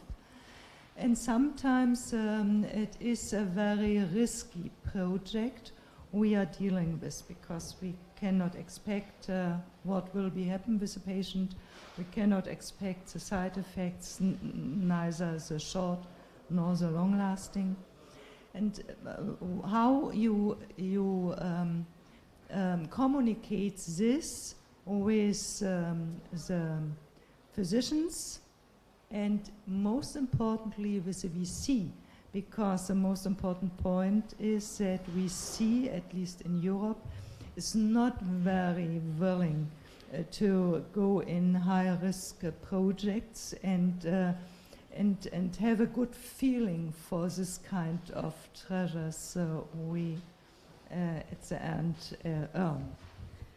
There's a couple of things in there. I'll start with VC investors. Just like companies, if you've dealt with a Novartis and a Pfizer, Alnylam, they are different beasts, all of them. That's the same with VCs. And for VCs, I think it's around, for them, they know what they're looking for and how it's going to fit their portfolio. So when you're communicating a risky project for VC investment, you probably have to go around and, as the phrase goes, kiss a lot of frogs, because you don't really know what the rest of their investment portfolio looks like and what their appetite for risk is. But generally, they're pretty risk averse, in my opinion. At the moment, it's a really bad time for VC investment in this space. It's difficult. In terms of funders, they have different motivations. So in the TRO, when we're looking for gems, we base that on unmet needs. Our tech transfer office, on the other hand, they have to really look with a hard commercial lens. So we might support something and see it through a much more charitable funded route. We also work on a joint portfolio, which is a little bit more commercial. In my experience, I think the waves of risk-taking just change. I mean, all it takes is for one bad example in the press, and then that's the whole,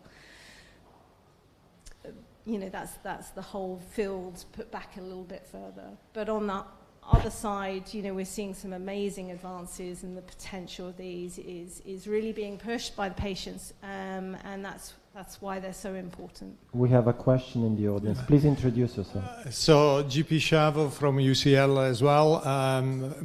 Two comments. They are not a question. The first one is about your question and the fact that it deserves a very long discussion. And I think that we need really to bring to the VCs and the funders the concept of bidirectional research, that it goes so from discovery to patient, but then we needed to take from patient back to the bench.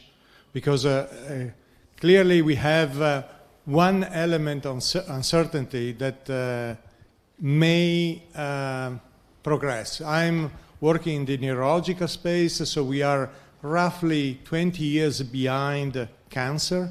And I think that we should really look at cancer, how the things evolve with the better discoveries done in cancer, with the toxicity but done in cancer, and so on.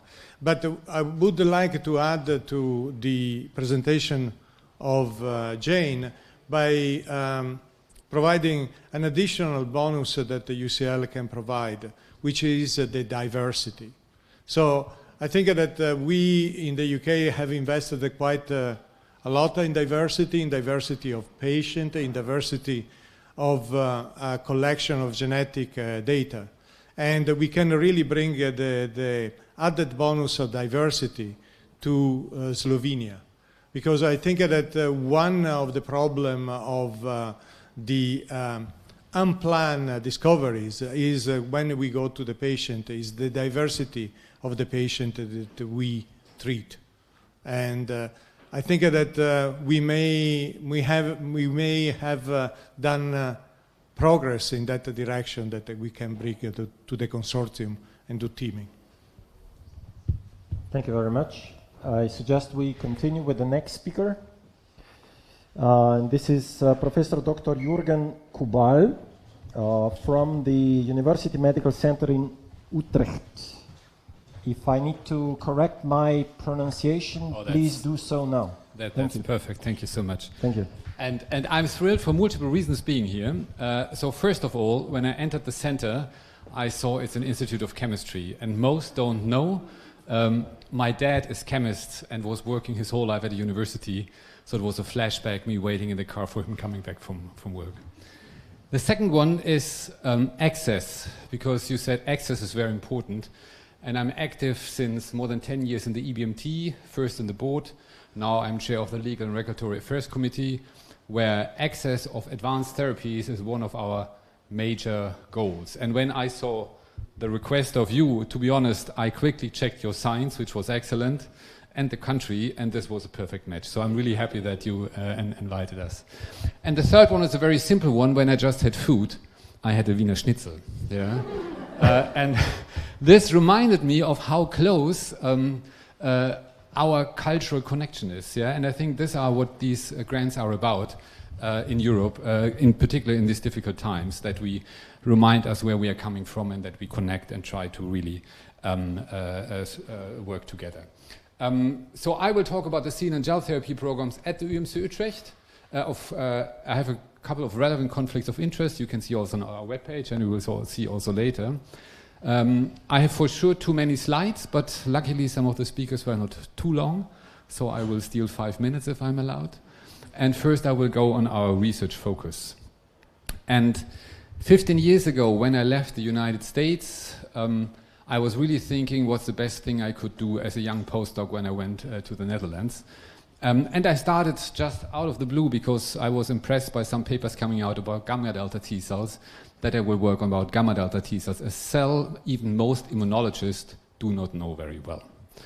Luckily for me, this was a good educated guess, because nearly 10 years later there came a paper out where they looked at the clinical outcome of patients and the number of tumor-infiltrating cells, and to the biggest surprise of everybody, not the alpha beta T cells, which were the kick-off for all the checkpoint inhibitor treatment, were the number one, but the gamma delta T cells. And the most frequently studied, and in each conference you go, the NK cells are actually very bad T cells. So, and a lot of other papers came out confirming really the important role of gamma delta T cells in cancer immunotherapy. Doesn't say that the gamma delta T cell is the only one, but really a cell I would like to propagate, and luckily I know in London they have also very prominent gamma delta T cell people who are in the field. The gamma delta T cell even became more prominent in the area of CAR T, because what happened is that people transduced alpha beta T cells, that's what they thought. They had this famous first responding patients, and they looked then 10 years later what are the long-term surviving cells in these patients who apparently might keep in check the leukemia, and by accident, they transduced a gamma delta T cell wearing a car. Wow. Then people said, yeah, but that's an accident. And the London colleagues, I think, had a second cohort where they looked also in their cohort, what is the long-term persisting cell in these patients. And the story is a little bit more complicated because they show a first wave of alpha beta T cells, but also here they found long-term persisting gamma delta T cells, making the point that these cells may be totally underappreciated in a sleeping beauty moment, and I think is now really discovered from the community. Within our research team, so it's sort of a deal package you get with me. I just put the 5 prominent researchers in there. The one I'm really happy to join, and maybe Jolt can stand up so that everybody can see Jolt. Yeah, too shy to stand up or wave at everybody. Sebastian, who is one of the person of the first hours, who is working on prediction models. I will show a little bit of this later. We have Trudy Stratemans and Colin De Haar, who is working on ATMP development. We have people working on clinical trials, and we are working also a lot of on bispecific formats, because the ATMPs and bispecifics are, in my perception, also from the clinical perspective, very close, and you need to deal with both. Meaning, we are working on intellectual properties, writing patents about new leads, which is an urgent medical need for solid cancer. We are a lot of thinking about how do we engineer receptors, and I saw already a lot of interesting techniques where we might create unique win-wins with our unique receptors, but also think unique techniques you have. We have really went through extensive immuno-oncology modeling. How can we predict that the one or the other choice is the best choice? Because we know as researchers we have too many choices and what is going to the clinic. And we made really the bridge from having the idea in the lab, making the manufacturing in the lab, bringing it to a full-grade GMP environment as you're planning here. And I can tell you we made many mistakes. Yeah, and I hope that we can tell you a little bit about our mistakes. And I learned also that the London colleagues made similar mistakes. So if mistakes are happening twice, don't do it a third time. It doesn't benefit. And that's why I'm very happy. And I think we had really also good publication output, the fun for the scientists. Some education about gamma delta T cells. If you never heard it, there is one important message, that there are really two main subpopulations. And we'll mainly talk about the delta 2 positive. So if you go into immunology, do research, never look only at gamma delta T cells alone. You need to look at the delta 2 positive and the delta 2 negative. That's really like CD4 and CD8 cells or NK cells and T cells. They have complete different biology. I will focus in this talk only on the delta 2 positive. And the idea is, and we had a couple of papers on this, that you have molecules which are called butyrylins, BTN2 and BTN3, which are mainly in a healthy state scattered around in the cell. And what is happening if a malignant transformation is happening, then with a small GTPase rho B, there were Scholt had a nice paper out, this is coming to the cell membrane, and it's like you're swimming in the ocean, the shark is biting, the arms come up, and this is seen by the gamma delta T cell receptor. How exactly this looks like was not very well known, and we have been lucky with our models, I will explain later, to be part of a paper which is just out in Nature, where they show that these molecules interact closely and come together, and like this, with a certain transcriptional program, this process is only active in the cancer cell, but not in a healthy cell. So I think this riddle is nearly solved, and I know there's another paper in Nature in Review where they show even the binding crystal structure to even furthermore solve this issue. And this was for us a long time with talking to investors an issue, because people didn't exactly know how this works. We showed here, in this case, in breast cancer organoids, because that are the organoids we are working a lot in Utrecht, that this mode of action can be modulated with certain chemical compounds. And then if you look at different clinical cohorts, an example, low-grade glioma, you see if the gamma delta T cells are there, if the signature is there, then the patients have a better outcome. In line with the first paper I showed, but a little bit more sophisticated, making again the point that gamma delta T cells might be very important at cancer for cancer immunotherapy, and we really need to dive into that. And if you just think about the diversity of these cells, you could put one cell next to the other, go from the Netherlands to Slovenia, around to the Netherlands, Slovenia again, and then maybe to, I don't know, half a globe again. This is the high amount of diversity of these receptors, meaning not everything there will be a germ or a treasure, but there will be, I think, a lot of interesting receptors in there. You need also to understand diversity. It was said UCL understands diversity. I think you need to also understand diversity for gamma delta T cells. That's from a healthy individual. We cloned a lot of different cells. And then from a healthy donor, you see in the blue a very active clone, which is high in frequency. But you see in red one a very low active clone, which is also very high in frequency. Meaning that, and that I think was the downfall of the gamma delta T cell field, that people try to expand from healthy donor gamma delta T cells, infuse them into the patient. They stated it's safe, but it was also non-effective. Yeah? And I do not know any drug which doesn't have a side effect. So meaning you really need to pin down the diversity, the individual receptors, and that's what we do. It's all therefore about, in life, creating a balance between activation and inhibition. So either you would like to have activation in terms of cancer, but you might use these cells also for autoimmune diseases, then you can more regulate the inhibitory part up. And then also if you look at all the commercial activities, that's the most recent review in Nature Biotechnology, you see that most of the companies play now with diversity, activation, inhibition of gamma delta T cell receptors. We ourselves started many years ago Gadeta, which has been one of the Nature Biotech spin-outs in 2016 and is still alive. You see a lot of people use also gamma delta as a carrier and then introduce a CAR just to tip the balance in the one or the other direction. The concept we pursued was we wanted to piggyback, and that's also what I learned from our UCL colleagues, on old ideas. Don't make things too fancy. We just took CD4 and CD8 cells, because I'm coming from the TCR and CAR-T engineering field, and introduced there then a gamma delta T cell receptor where we said this is really a highly active one. And like this, we tip the balance, not only in a gamma delta T cell, but really in CD4 and CD8 T cells.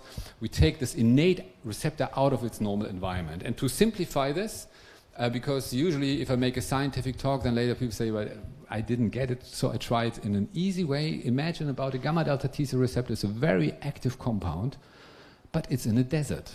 Yeah? And there it just cannot grow. And what we do by transferring it into an alpha beta T cell, which is the last cell living in a patient, you really get a blooming meadow because they are in the right environment. And that's the idea of the whole concept.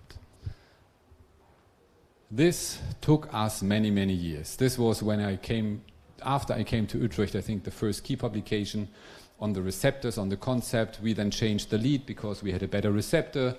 We worked until 2023, as you can see, at the mode of action. Still not completely solved, but I think the most important things are solved. Scholz worked a lot on efficacy and safety models. And at the end of the day, what you plan to do here is the ATMP translation, which is a very demanding process. So once you just made a transduction in the lab, that doesn't mean you have a stable process in the clinic. And we started a clinical trial. This took us many, many years because of changes in leads, because of many mistakes we made in the translation. But at the end of the day, we presented now at EBMT some of the first dose escalation data. The first dose level was not very exciting. We saw it's an AML cohort, acute myeloid leukemia cohort, some stable diseases, but this can be a smoldering disease. And in the second cohort, we saw really a convincing complete remission. Somebody 30% blast in the bone marrow, complete pancytopenia, who restored completely with his bone marrow. So very excited about it. Now we entered the dose 3. No toxicities, so let's see how the story goes. But what are the lessons to learn out of this? And I think this is what I propagated everywhere. The TEX 001 story, how we called it, from bench to bedside, needed 15 years. Yeah, and it's just commercially not a viable situation. I mean, for me, it was a perfect career, to be honest. Yeah, but if you think from a commercial perspective, that's really not what you would like to have. And we are still not finished. And what are the models and infrastructures you need to shorten this development cycle of ATMPs? And I think this is what this consortium is about, how we can make such great, crazy ideas sometimes into a shorter cycle that you can have 5 different transduction techniques and make early go and no-go decisions and also quick lead developments. That's why we have been supported and lobbied in the Dutch government a lot. They call them national growth funds. We have been lucky to be part of the first one, which is about regenerative medicine, but has also an ATMP facility. We got a structural grant, which is under the lead in Utrecht from Trudy Stratemans, one of our team members from the KWF, that's the Dutch Cancer Society, where we unite all the ATMP facilities in the Netherlands about standard operating procedures, things nobody would like to share. And I can tell you it's still a very emotional process, so it's not that everybody is sharing now, but we're in the process of sharing. We got this last year another grant which is also about viral production and with a lot of innovation with companies who develop new devices for viral production, which might be also interesting for here. And I think the biggest one we got is Oncode Accelerator, which will be officially launched, so I'm not officially allowed to tell, but I think in 4 or 5 days, which is a 400 million euro program from the Netherlands, where 40 million euros or 60 million euros goes to cell and gene therapy for the development of these infrastructures we need there. So another reason why I thought it's a perfect win-win to team up. And of course, Slovenia was the next one. The other one I cannot announce, but I can tell you that will be also very interesting for here, because this will be, has to do something with artificial intelligence and how to deal with CAR-T. If we go to the next one, so what is then important? So this one meets lead detection machinery. Oh, that's in black, very smart from me. And then the next one is lead prediction machinery. And that's where really Jolt comes in with a paper he made with his colleague Florijn Dekkers, where we looked at breast cancer organoids. And the idea was to take our tech concept and try to understand how these techs work with solid cancer. And then you can do a lot of co-culture preparation, 3D live imaging, image processing, and single-cell transcriptomic. And the smart thing is you can image up to 150,000 cells, and you do multi-omics, if I say also what Scholl says, and then combine this also with the single-cell sequencing data and try to understand who of all these cells you're transfusing are the good cells, which are the bad cells, which cells might be not as good but still very important. And the findings were quite amazing because, like in whole life, you have all states. Some are dying, unfortunately. Some are static. Others are very lazy. Others are slow scanners, high scanners, tickle. They just come to the cell, tickle and go away. And others are really engagers and super engagers.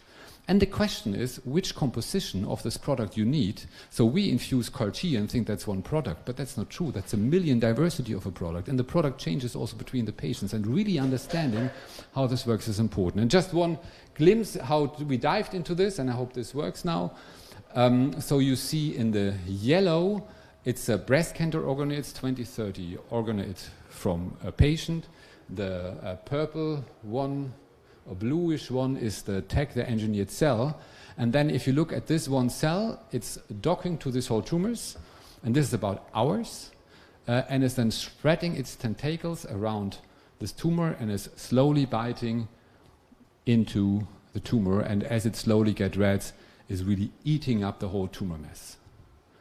And then the understanding should be, what is the property of this cell? And then you can do from the attached cells single cell sequencing, and then you find a lot of new genes, which are in this case about morphological plasticity. You're not surprised if you see this picture, which you really say this is an important property, and that's just the tip of the iceberg we're looking at.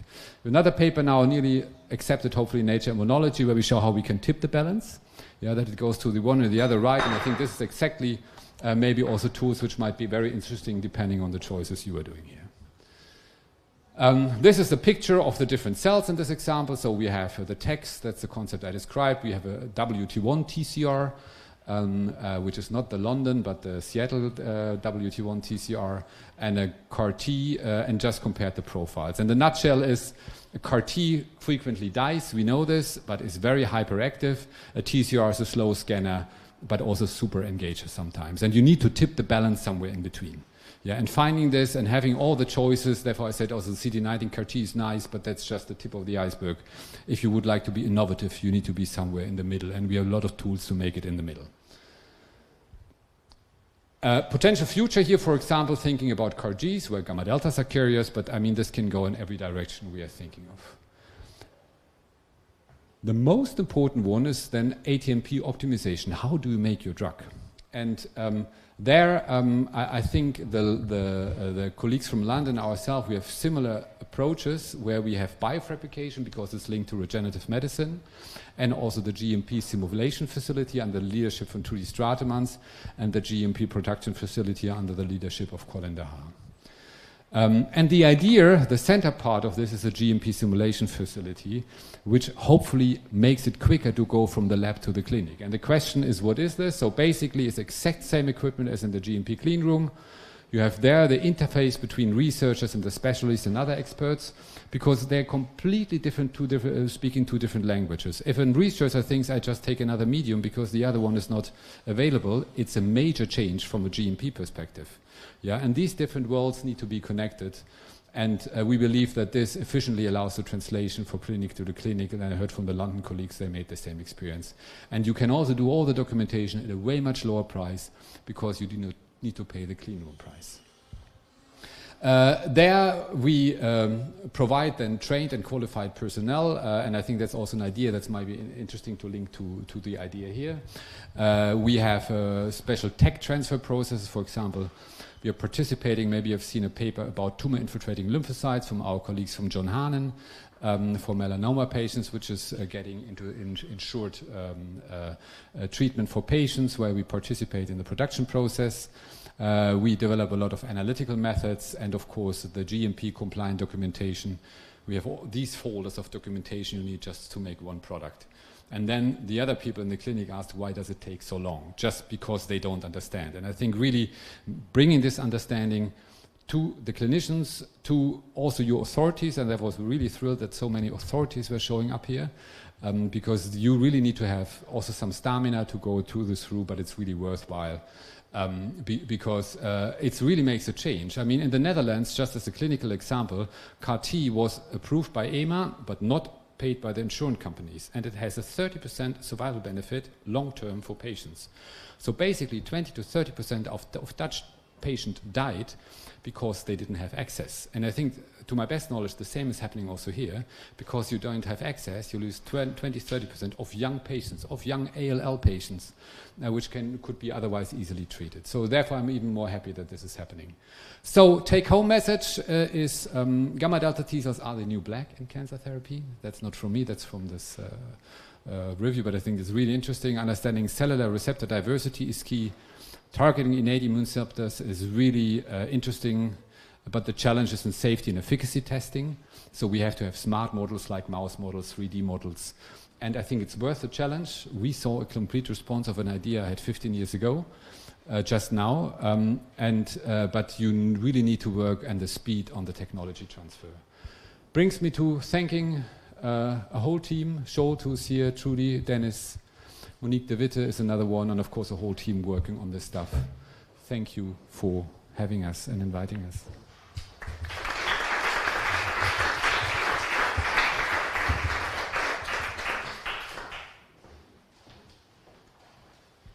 Thank you very much. I think we've made up on the time that we were a little bit too fast before, but still we have a few more speeches to go. So I would introduce Professor Dr. Petra Reinke. She's coming from Charité, so Berlin. Yes. And please, the floor is yours. Okay. I will go back a little bit more to the organizational part, what we learned and what we have well, let's say, established at the Charité to build up an ecosystem of cell and gene therapy. So, and I will start with what was already mentioned and discussed. And this is that we as a clinician have to face, do we have a pointer here? We have to face the situation that in Europe more than 30% are affected patients affected by chronic diseases. And this is related to the diseases. Some of them are already mentioned. One is cancer, of course, but also other immunological diseases, infection diseases, but also the field of transplantation is an enormous tool. So, and this means that we have now with cell and gene therapy not only an access to help the patient and to enter a global market, even as an academic or clinicians, but it means also that we have tools in the hand which allow us to either in vivo by gene therapy and correction of dedicated, mostly monogenic diseases, or ex vivo to give rise to, let's say, health or to, let's say, overcome the disturbed immune balance, which was already mentioned. But I think one important point we have to realize, and therefore it is so important that we get connected. And this is shown in this cartoon, let's say. First of all, you see that in particular in phase 1 and 2, academic institutions are more prominent in comparison to industries which take then over the lead. And we have another problem, let's say, as a European citizen, and this is that we are strongly behind in more or less all aspects, all phases of cell and gene therapy development.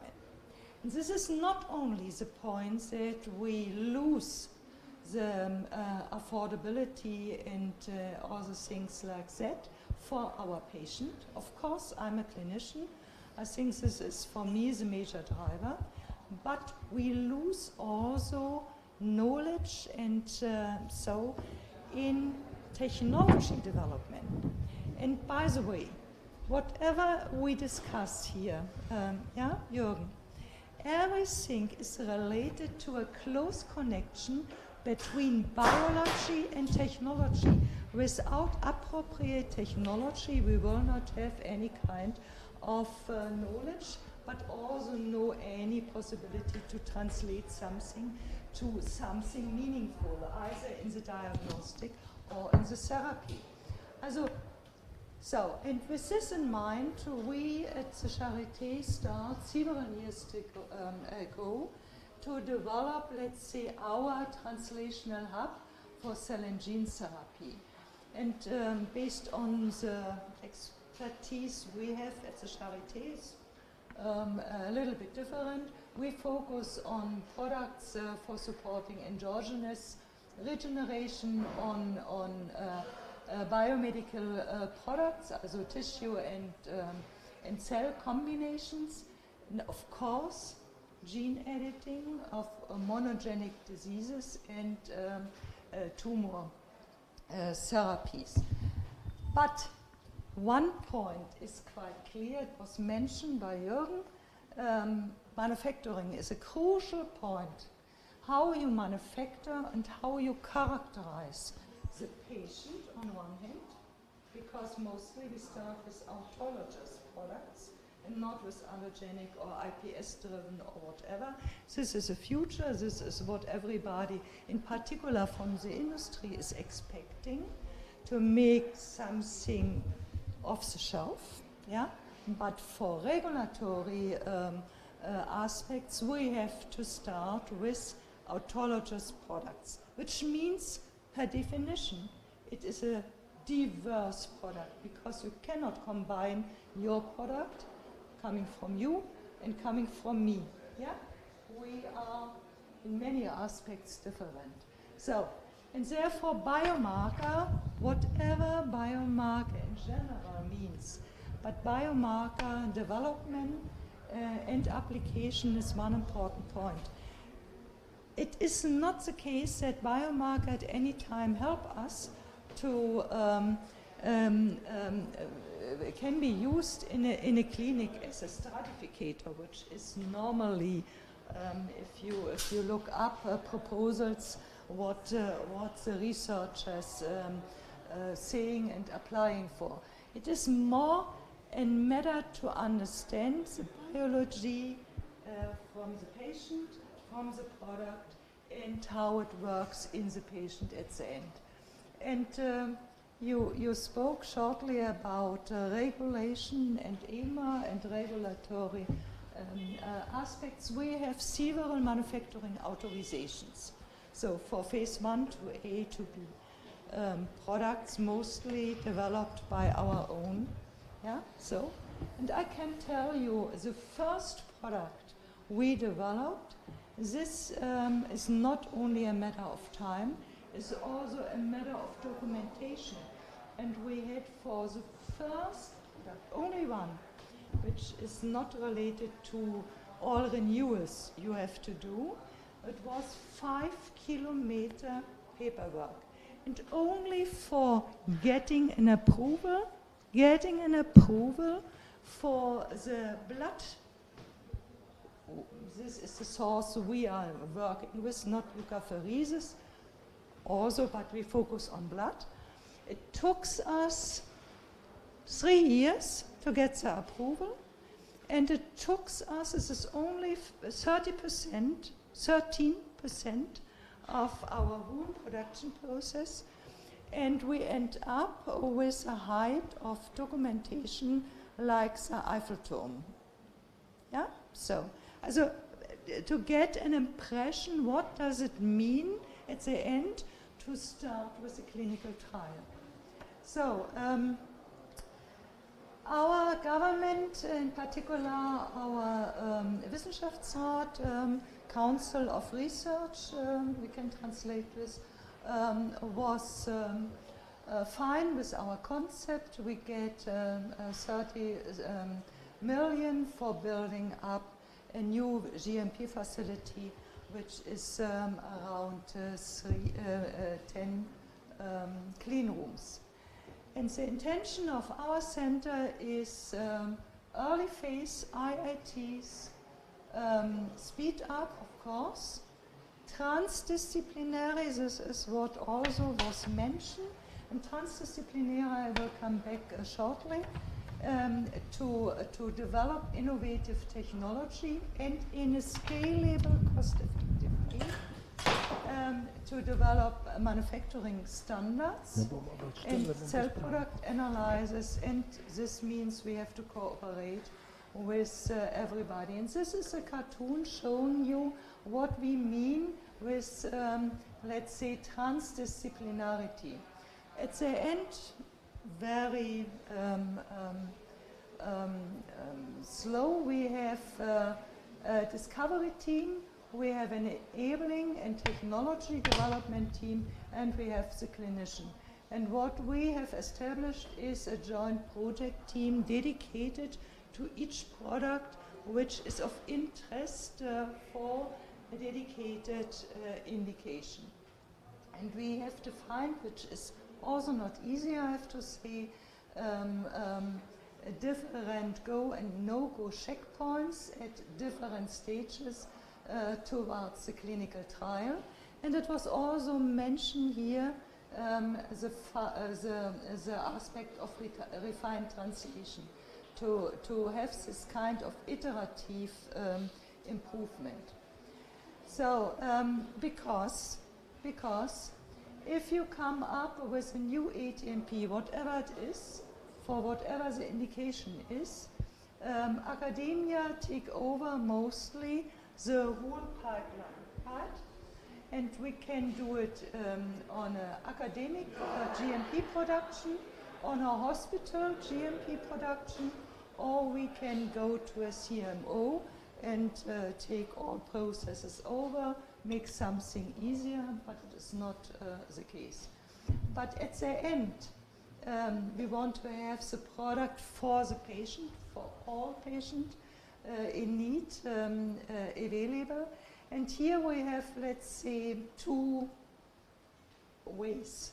One is to focus on near patient and stage production, which is a strategy of some companies. Milton is one example. Or you have what the big pharmas are looking for, off-the-shelf delivery of products. So, with it in mind, we started several years ago together with Johan van Elderen. This is a UHA, let's say, consortium. This is a European Hospital Alliance, in which these universities around Europe are interacting and close connected, and within this European Hospital Alliance we built up the UKC as a virtual European institute, again to transfer manufacturing technologies among us and to develop products together to advance clinical stage. And thanks to the European Commission, this, let's say, UKC consortium get now the funding for CSA within the Horizon Europe. And I see it because it was a long way. It was not easy to achieve it. And we are leading this joint for ATMP.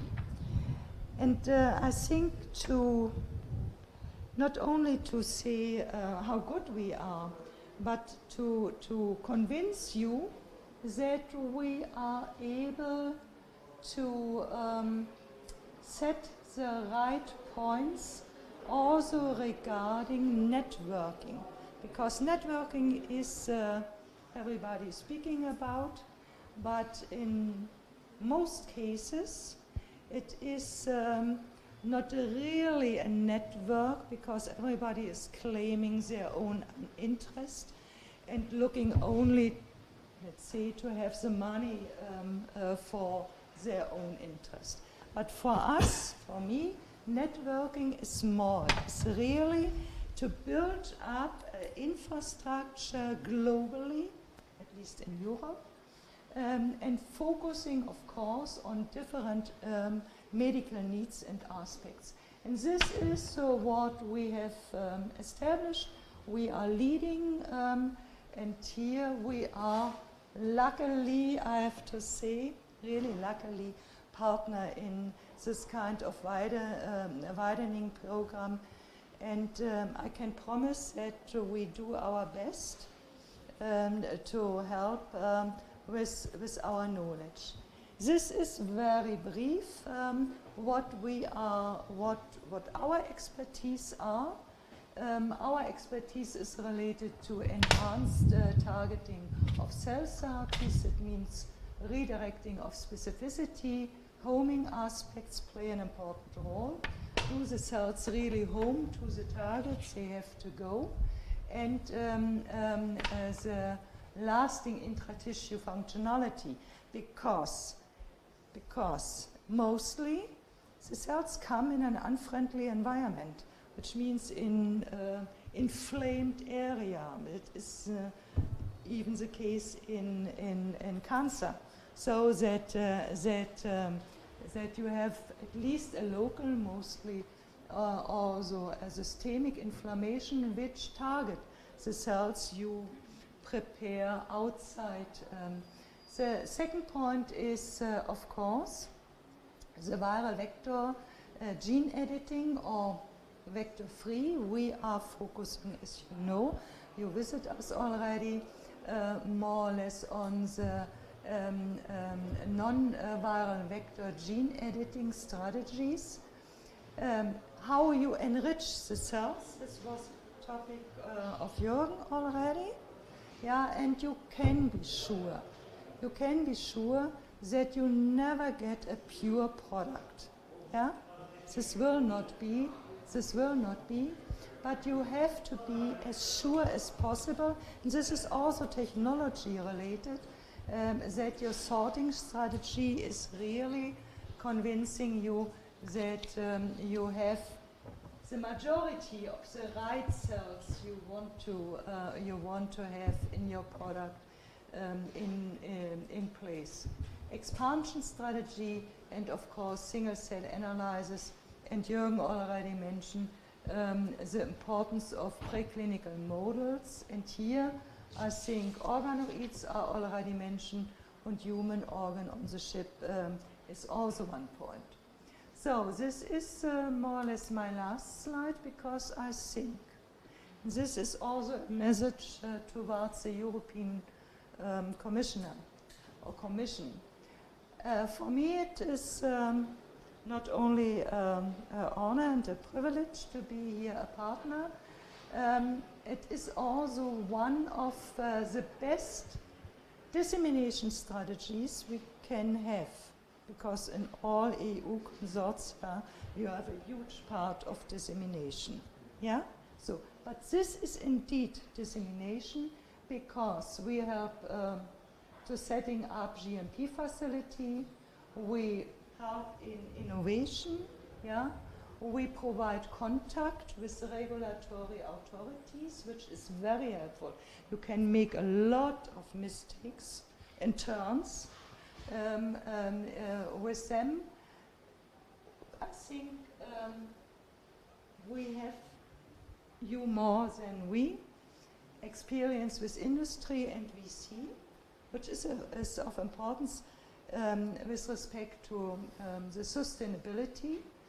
Startups and training are already mentioned. So that's what I have to say shortly, more or less. Thank you. Professor Reinke, thank you very much. So, kakšno vprašanje, any questions, comments? I think everybody is tired. That's also true, I guess. So we have our last. Yes. Professor Bonifacio from the Technical University of Dresden is joining us via teleconference. Thank you very, very much. Sorry, just can you hear me, and can you hear me well? Yes, we do. Great. Thank you very, very much. I apologize that I'm not there. I'm actually on vacation. It's my only week, and I've not had a single day of vacation while I'm on vacation. But so it's fine. I think we're all used to that. And so a little bit about me while I share, if I'm allowed, grant access in the system. Allow WebEx to. Okay. Good. Oh my God. Here we go. Sorry about this.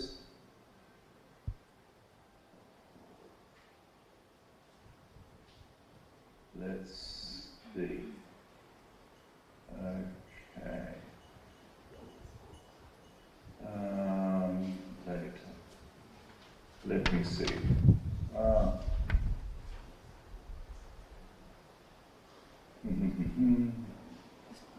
It won't let me open. Why is that?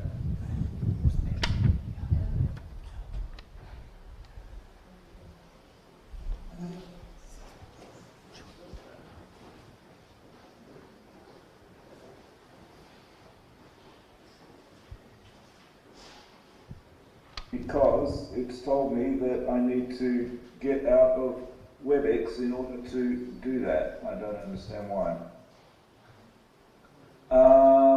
I do.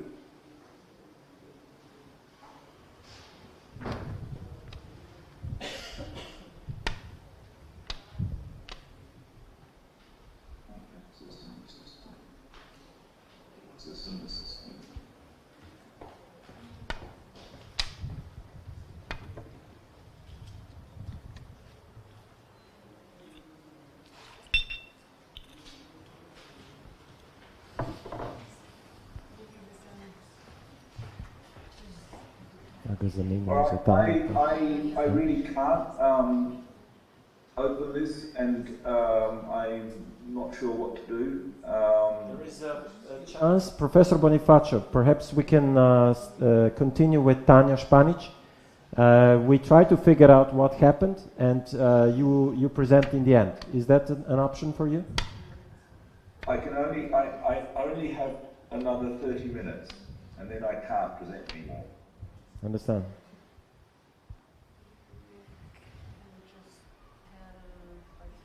So I have 30 minutes. Is it possible for you to explain via your power of storytelling? I understand it's not the same. I can tell you about the main points and your exactly. Thank you. Please do that. Thank you very much. That's what I'll do. I'll look at my slides and tell you all about them. So just a little bit about me. I'm Bonifacio. You can tell that I am by my accent that I'm actually originally Australian. I'm not German, but I have an Italian background. And I actually was in Milan at the San Raffaele Institute, which I'm sure you all know very well, for 13 years or so, some time ago, and I was director of their pilot transplantation program.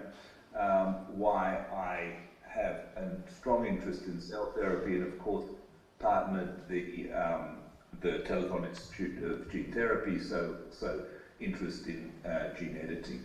And I'm in Dresden.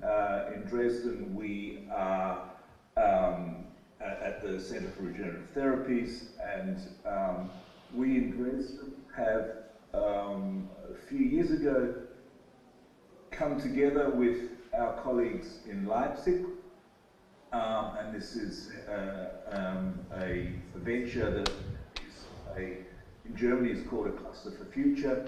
It is a venture which funds a joint partnership between academia and industry in order to develop industry in a region, and of course the region is Saxony that we're trying to develop, and the area is cell and gene therapy.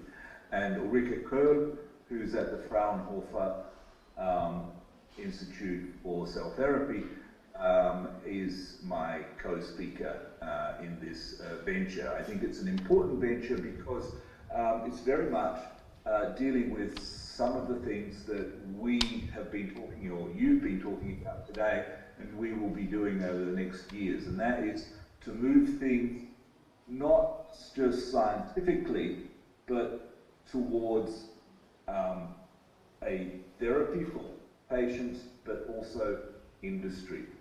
And that's a real challenge, as you know, because scientists don't think that way, or at least the ones I know, and so it's a real culture change for many people. As I said, it's a partnership between Dresden, Leipzig, and also Chemnitz, and a large number also of industry. I think I don't really want to go too much into the areas, except to say, obviously, areas of focus for us are the CAR-Ts, the CAR-NKs, but also other cell therapies, including macrophages. We have a program that is trying, like many people, look at universal cells and also modulating therapies. I did want to speak a little bit about the platforms that we have, or some of our core areas in Dresden, where we think we can contribute to this consortium based on where they've gone so far. One of them is the area of gene editing or genome editing, and you know, for us it's not all CRISPR. We have Frank Buchholz as a major player in Dresden. Frank Buchholz is designer recombinases. That's what he's researched for more than 2 decades, and is really an expert in that, and has brought that to therapeutic levels where it's very predictable and precise. So It's very, very safe. It takes longer than the CRISPR, but it really can address almost any target. You can excise unwanted DNA, for example, HIV, which patients have in them, which he can remove, and you can insert into safe harbors wherever you decide. You can invert, for example, with factor VIII, and you can exchange any mutation. So this is a technology that is built around Frank Buchholz's core. He's also spun out companies, Provirix and more recently Seamless Therapeutics. And so it really is an example of taking something from the science right through to company and also therapy. The other area that is important for us, where I think we made some important contribution, has been in the what was originally called the UniCAR models, so modular therapy, where there is an adapter molecule that is the versatile part of it. It's controllable. Where the CAR T is only half of the matter, the adapter molecule is what activates it, targets it. And that is in clinical trials. Of course, there was a startup, Chemoab, which is now Avancell, sitting in Dresden. But these are a couple of our areas that we're happy we're sort of proud of and are looking forward to contribute. Through Saxicel, we've learned how to cooperate among competing places. That's actually never as easy as you like, but it has been a learning process. And we've also created a hub or a place of coming together where we have tasks which we do together, which is to manage and communicate with the individual projects so that they are moving towards their goal, looking for venture capital, looking for that outreach wherever that's required, both at the industry side but also public and government side. So this is done, I think many places from the talks I've heard have this, and I think this would be a great share opportunity amongst us because it is an important part of what we're all trying to do. We also have some platforms, we call them, clinical trials for the omics, which is the monitoring, and for systems, which is very much the automated processing of cell production. Some of the more novel areas that we have, I'm looking at my last slide at the moment, so some of the more novel areas is, of course, that our vision, like yours, go beyond CAR T cells, rare diseases and cancer, and we do look at new cells. We have Mikkel Siedeka, who is with us and has renewable sources of macrophages for macrophage cell therapy, where these are gene-edited macrophages, and is taking that to a startup. We have Anke Fuchs, who works more on the immune dampening side of things with other cells, Tregs, for example, etc., and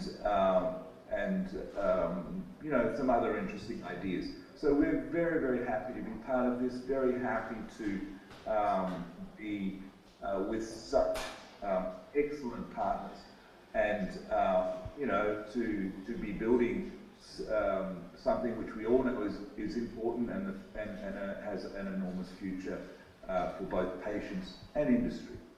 So thanks very much. Sorry about the slides, but maybe nearly got you on time. Thank you.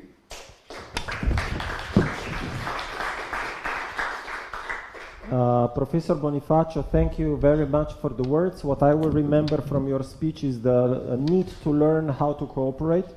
That's one of the important things.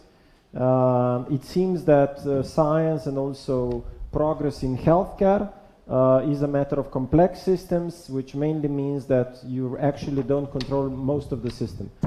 So this refers back to the story of the ecosystems. I think this is the direction that is somehow visible and felt in the last years, not just today. And with that, thank you very much. And I would like to introduce now our last speaker. Actually, the closing remarks comes from a person I really don't need notes to introduce. We've actually been working together, I as a volunteer and her as the president of Europa Dona Slovenia and also Europa Dona Europe. We've been working together for about 5, perhaps 6 years, and it's a big privilege. I still learn from Tanya every week. We are mostly meeting on a weekly basis. Thank you very much for the opportunity to work with you, Tanya. I hope the guests here will also take something away from your closing remarks. Thank you very much. Hello, everybody. Gregor, thank you for this nice introduction. I will conclude in English on behalf of our international guests. Thank you also, organizers, for inviting me and give me the opportunity to say something about patient perspective or expectation from this kind of centers and therapies. I earlier saw your disclosures, Jürgen, you showed.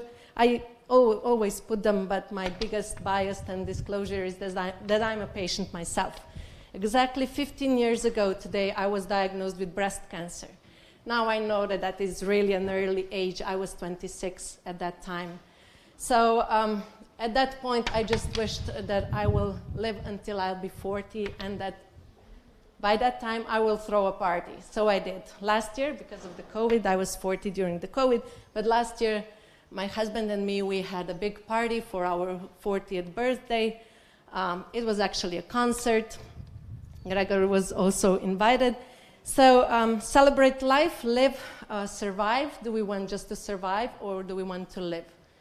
My second disclosure is that I'm a scientist, or I used to be a scientist. I have a PhD in molecular neuroscience. Another Gregor was my professor during my PhD. And another Gregor, which happened to be a rector today, was my mentor. So I quit science. Did I really? No, I didn't. I still am a scientist. I still love science. I'm still part of many steering committees of research projects. But my profession now is a patient advocate, patient representative. Using all my knowledge that I got during my trainings to make this environment better. Maybe we can thank European Commission and EMA that they put it in their actual guidelines that there is really nothing about us without us. Earlier, Gregor also mentioned that at some point everybody is a patient, even if we're not aware either we are using a healthcare system. But today maybe you feel healthy, the next day you can get a diagnosis of cancer or any other rare disease. In that case, definitely research, development, and everything regarding the new technologies is very welcome. At the beginning, a few times it was already mentioned how patients are important and that we are in the center, but actually during these past years we learned that we actually don't want to be just in a center of the circle, but we want to be a part of it. Being involved in research from the very beginning, being involved in policy making from the very beginning, because at the end, you are the one who are receiving the treatment. And also development of the treatment, how it went from one size fit all to more tailored, personalized, individualized treatment, whatever you want. But this is nothing possible without science and research. Do we understand science really as a patient? No, we don't. But we are maybe in some part more emotional driven or passionate driven, like Spela, she was mentioned earlier several times. And this is good. But on the other hand, that's a huge jeopardized. We are too passionate. So we want the solutions very quickly. And we saw that bringing something from lab to the bedside takes more than decades. So we have knowledge, we have practice, but we have to bring this in the real life in hospitals and in treatments. Of course, our wish is that every single treatment, especially in rare diseases and in cancer, in neurology, pediatrics, should be tailored, personalized. Gene sequencing is something very common today. We know that some kits or some NGS takes us less than €100, $100, let's say, forget the whole genome sequence. So where are we today? Are we going to do more PET scans? Are we going to give people chemo if we need it or not? Are we going more to the tailored and precise treatment? Definitely this is the answer. And what we expect from centers like this, from cell and gene therapies, is that patients get their treatment at the right time, for the right diagnosis, and to survive, which makes her live, not just to survive. Especially cancer treatments and rare disease treatments are usually very heavy, long. My treatment was more than 10 years. So you can imagine that I live with several side effects, that I can live with them. You cannot see that I have more than 80% physical damage on my body, and I'm a disabled person. So, but this is something that you learn to live with, and that quality of life is something that you can survive and live this life. So that's all from my side, and I really wish this center to become successful and that we see the first patient get the treatment from this center in the next at least 10 years, and that this will become a reality. No pressure. You already said that you're under big pressure, but yeah, thank you. I think that Tanya showed you another one of her talents, and not in the language of the boy, of language, but she was dancing on the floor. So she used to be a dancer. She wanted to be a dancer. Now she's a patient advocate. She knows a lot about science. So thank you for accepting the suggestion. And of course, without diminishing the role of other patient organizations and everybody in the triangle that was mentioned here. In this regard, please allow me to use what Dr. Fürst said earlier when we discussed. We need to drive, I hope that we are capable of directing the development of what we are doing with the acknowledgement of the differences that are enriching us, and also that not all things are to be just described in words. Some need to be danced, some need to be felt, some are there in spirit or in the goodwill. This applies a little bit to ethics, it applies to culture, it applies to who we are as a society and what is the meaning of what we are doing here.